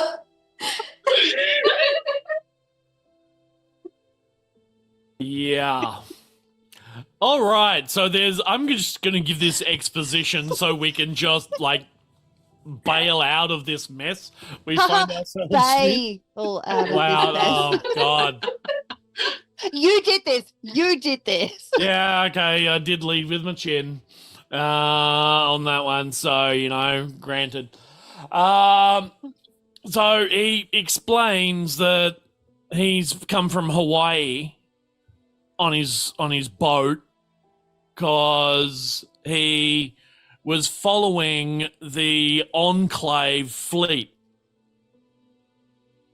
because the fleet came, which is like anchored just, in the continental, San Francisco. And he's saying words like, San Francisco and Seattle and all these places that N.E.R.A you would recognize as places, but don't have a lot of data on. And so the entire fleet just kind of came past. And I thought, well, this is a bit interesting, not done that for a bit. So he decided to follow. And he followed them to a place. And they started with the vertibirds back and forth between the mainland and the ships that they, anchored about 10, 12K off coast. And he thought, well, if he hangs around, he's going to be seen. So he thought, I can't go south because they'll see me, so I'll go north. And, had a few bevies last night and, looks like in my drunken state, my own fault, note to self, don't drink too much again, anchored a little bit too close to the coast. Next time I'll go out a little bit further so I don't get visitors. But anyway, look, I'm happy to take you down there, drop you off, and then I don't want to be around them because those ships have big guns. So Big. are you saying that those ships are at the gong? Yeah. How many? A lot. How many vertibirds? A lot. Folks, we might need a different plan. Hmm. I have an idea, but I don't know how to enact it. Tell us your possibly great, possibly terrible idea. Oh, definitely terrible. best Definitely times. terrible. If we can out of character. Oh, really? Okay, yeah, go on. If we can get down there and N.E.R.A can somehow we're just going to an ad as well. If we can somehow hook in and N.E.R.A can contact her ex-boyfriend, maybe they'll set off a bunch of missiles in the general direction again. Oh. I will remind you that President Eden Mm-hmm. said Cora contacted him Mm-hmm. to come over Mm-hmm. and liberate. Yeah, no, I'm aware of that. I'm just like, okay, well, we do not have multitudinous mini nukes. We've got 2 of them.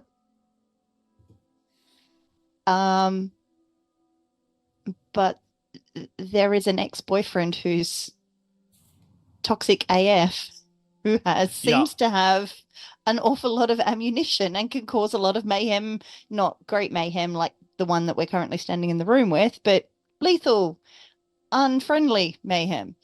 I like the idea, but you would know from your connection to Brizzy that Brizzy and Cora are basically linked and work together.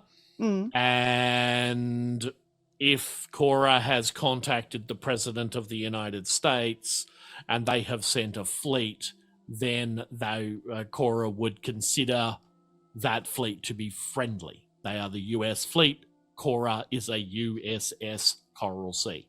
Yes, but N.E.R.A is not USS anything. No. So they would consider that fleet to be friendly.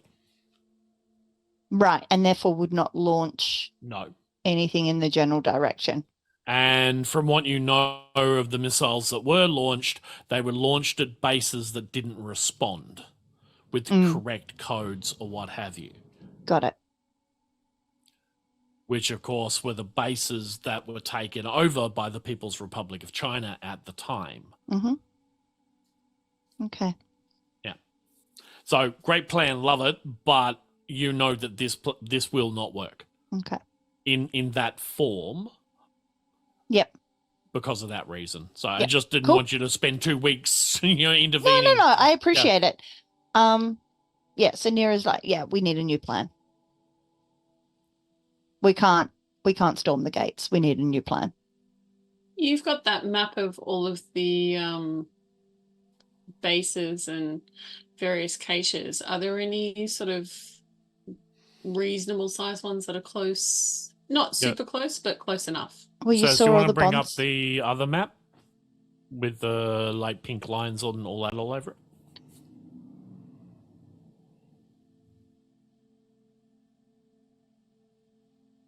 So you'll have this map once it flicks up.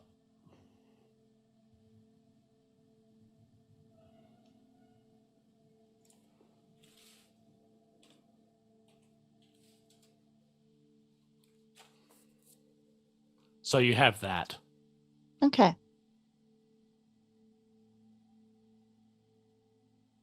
And you know that ship down in, let's call it the southeast, is a wreck. Mm-hmm.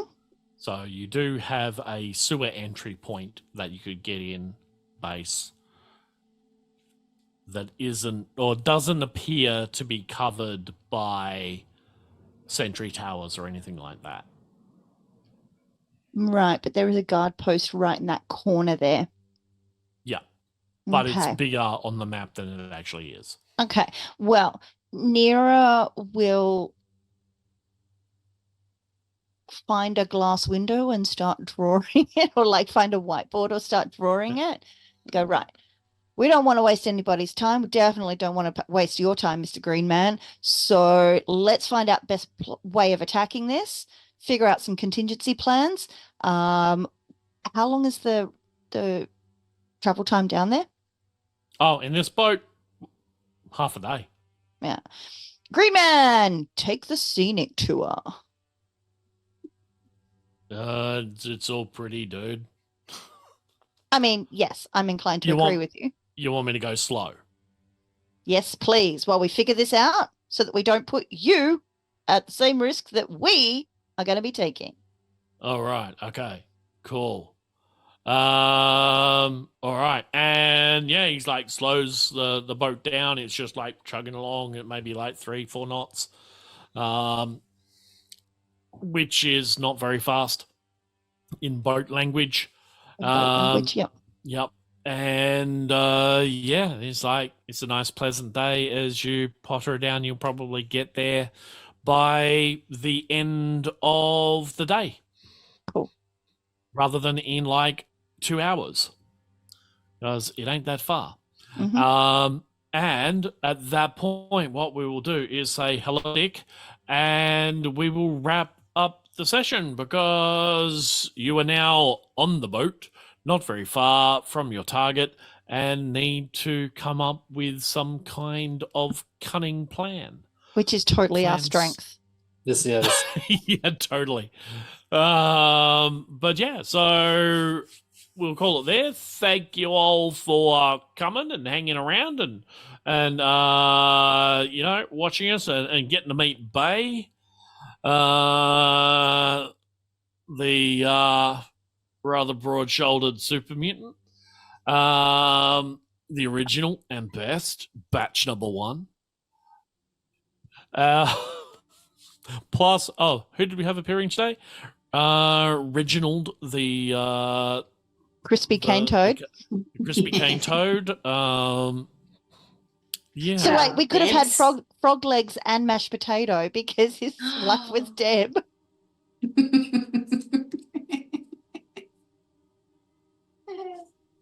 You know how long I spend coming up with names and shit, right? Look, I was just waiting for an opportunity to say it, but then we had to skedaddle, okay? So, like, chat, one of the things, I don't know why, I just have to, I describe what they are all wearing, and stuff like that, so these guys are getting used to, like, my dumbass in the back, like, descriptions, but they don't always get into here, but yeah. What am I reading here? Do I have to read that out? No? Okay. All right, so we're going to raid out to Cipher of Tyr. Yes. Once we get there, I'm going to say thank you for coming. My name is Chris, aka Anthanum. Your GM for this. If you like this, come play in my paid games where you give me money, because I like money. Money is good because capitalism. I prefer socialism, but I live in a capitalist society, so come play with me, give me money. How was that for sales? Get a GM up ya, or maybe not. Yeah, like that one came out. I feel like possibly. that one was the more effective sales tactic rather than come play with me. Nah, get a GM up, yeah. Holy shit balls. Backpedal. Chris, Backpedal. don't go into sales, please. No. I was in sales for a little while. Was I can the see what operative it was. word. Being the What I operative word. said. Short while. Don't know why. It didn't take. So anyway, thanks for coming. And I'm going to who can talk first? Cass can talk first this time. There you go. Over to you, Hey. Cass. I'm pretty good. That was fun. Thank you. What are we doing? Just outros. Yeah, just out. Oh well, whatever you like. You can sing a song if you want. We've been quite musical tonight. I think favorite moments probably good. I think for me, Yeah, okay. I think favorite moments was the the crispy toad. Perfect. Reginald got what was coming to him. Yep. I also enjoyed Mayhem promoting herself to captain, taking a leaf out of Spoosh's book. She's self-promoted and it's going really well so far. So I'm happy with that. I'm Cass, Shadowmere. I'm also here on Meeples and Dragons, playing every Saturday fortnight in the Radiant Shadows campaign. So if I'm not here playing Fallout, then I'm playing N.E.R.A, the sweetest little halfling, who's different to Mayhem because N.E.R.A doesn't have explodies and possibly wouldn't be as cutthroat as Mayhem. She is sweet, so and lovely, and a halfling, and Mayhem's much taller. So anyway, Completely see different. you at Radiant Shadows next Saturday. I'll be there. I'll hand over to Mr. Spoosh. Thank you. I am Joel, or Mr. Loreman. I play Dr. Spoosh here. He's right now trying to get a solid grasp on if we had an alignment as a party, if there's such an alignment as chaotic, because I don't think good, evil, or neutral aligns us at all. Chaos. Just But, all chaos. We'll get there. I will toss over to Piggles. Hi everyone.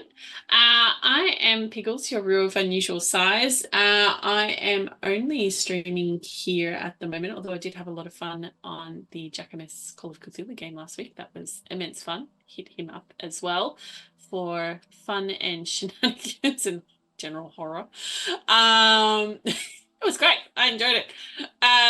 You can also find me on Instagram and Threads, running in the vein of favourite moments tonight, which I'm also going to apologise to Mr. Loreman about us all ganging up on him.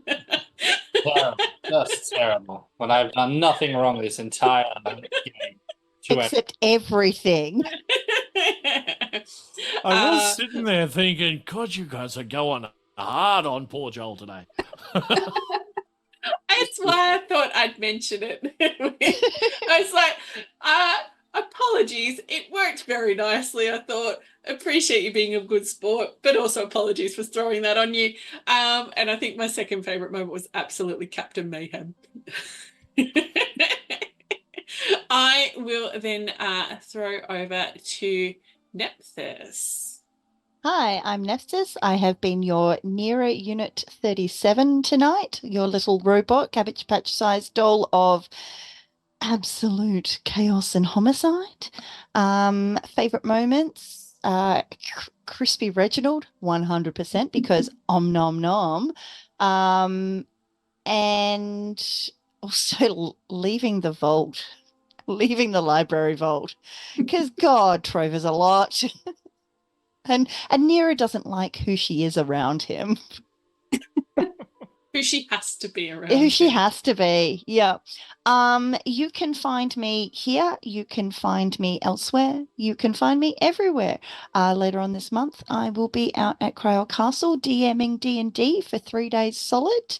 I believe it's a sold-out event, but they have just announced a September event, so you should absolutely go and check that out through Glowcraft Australia.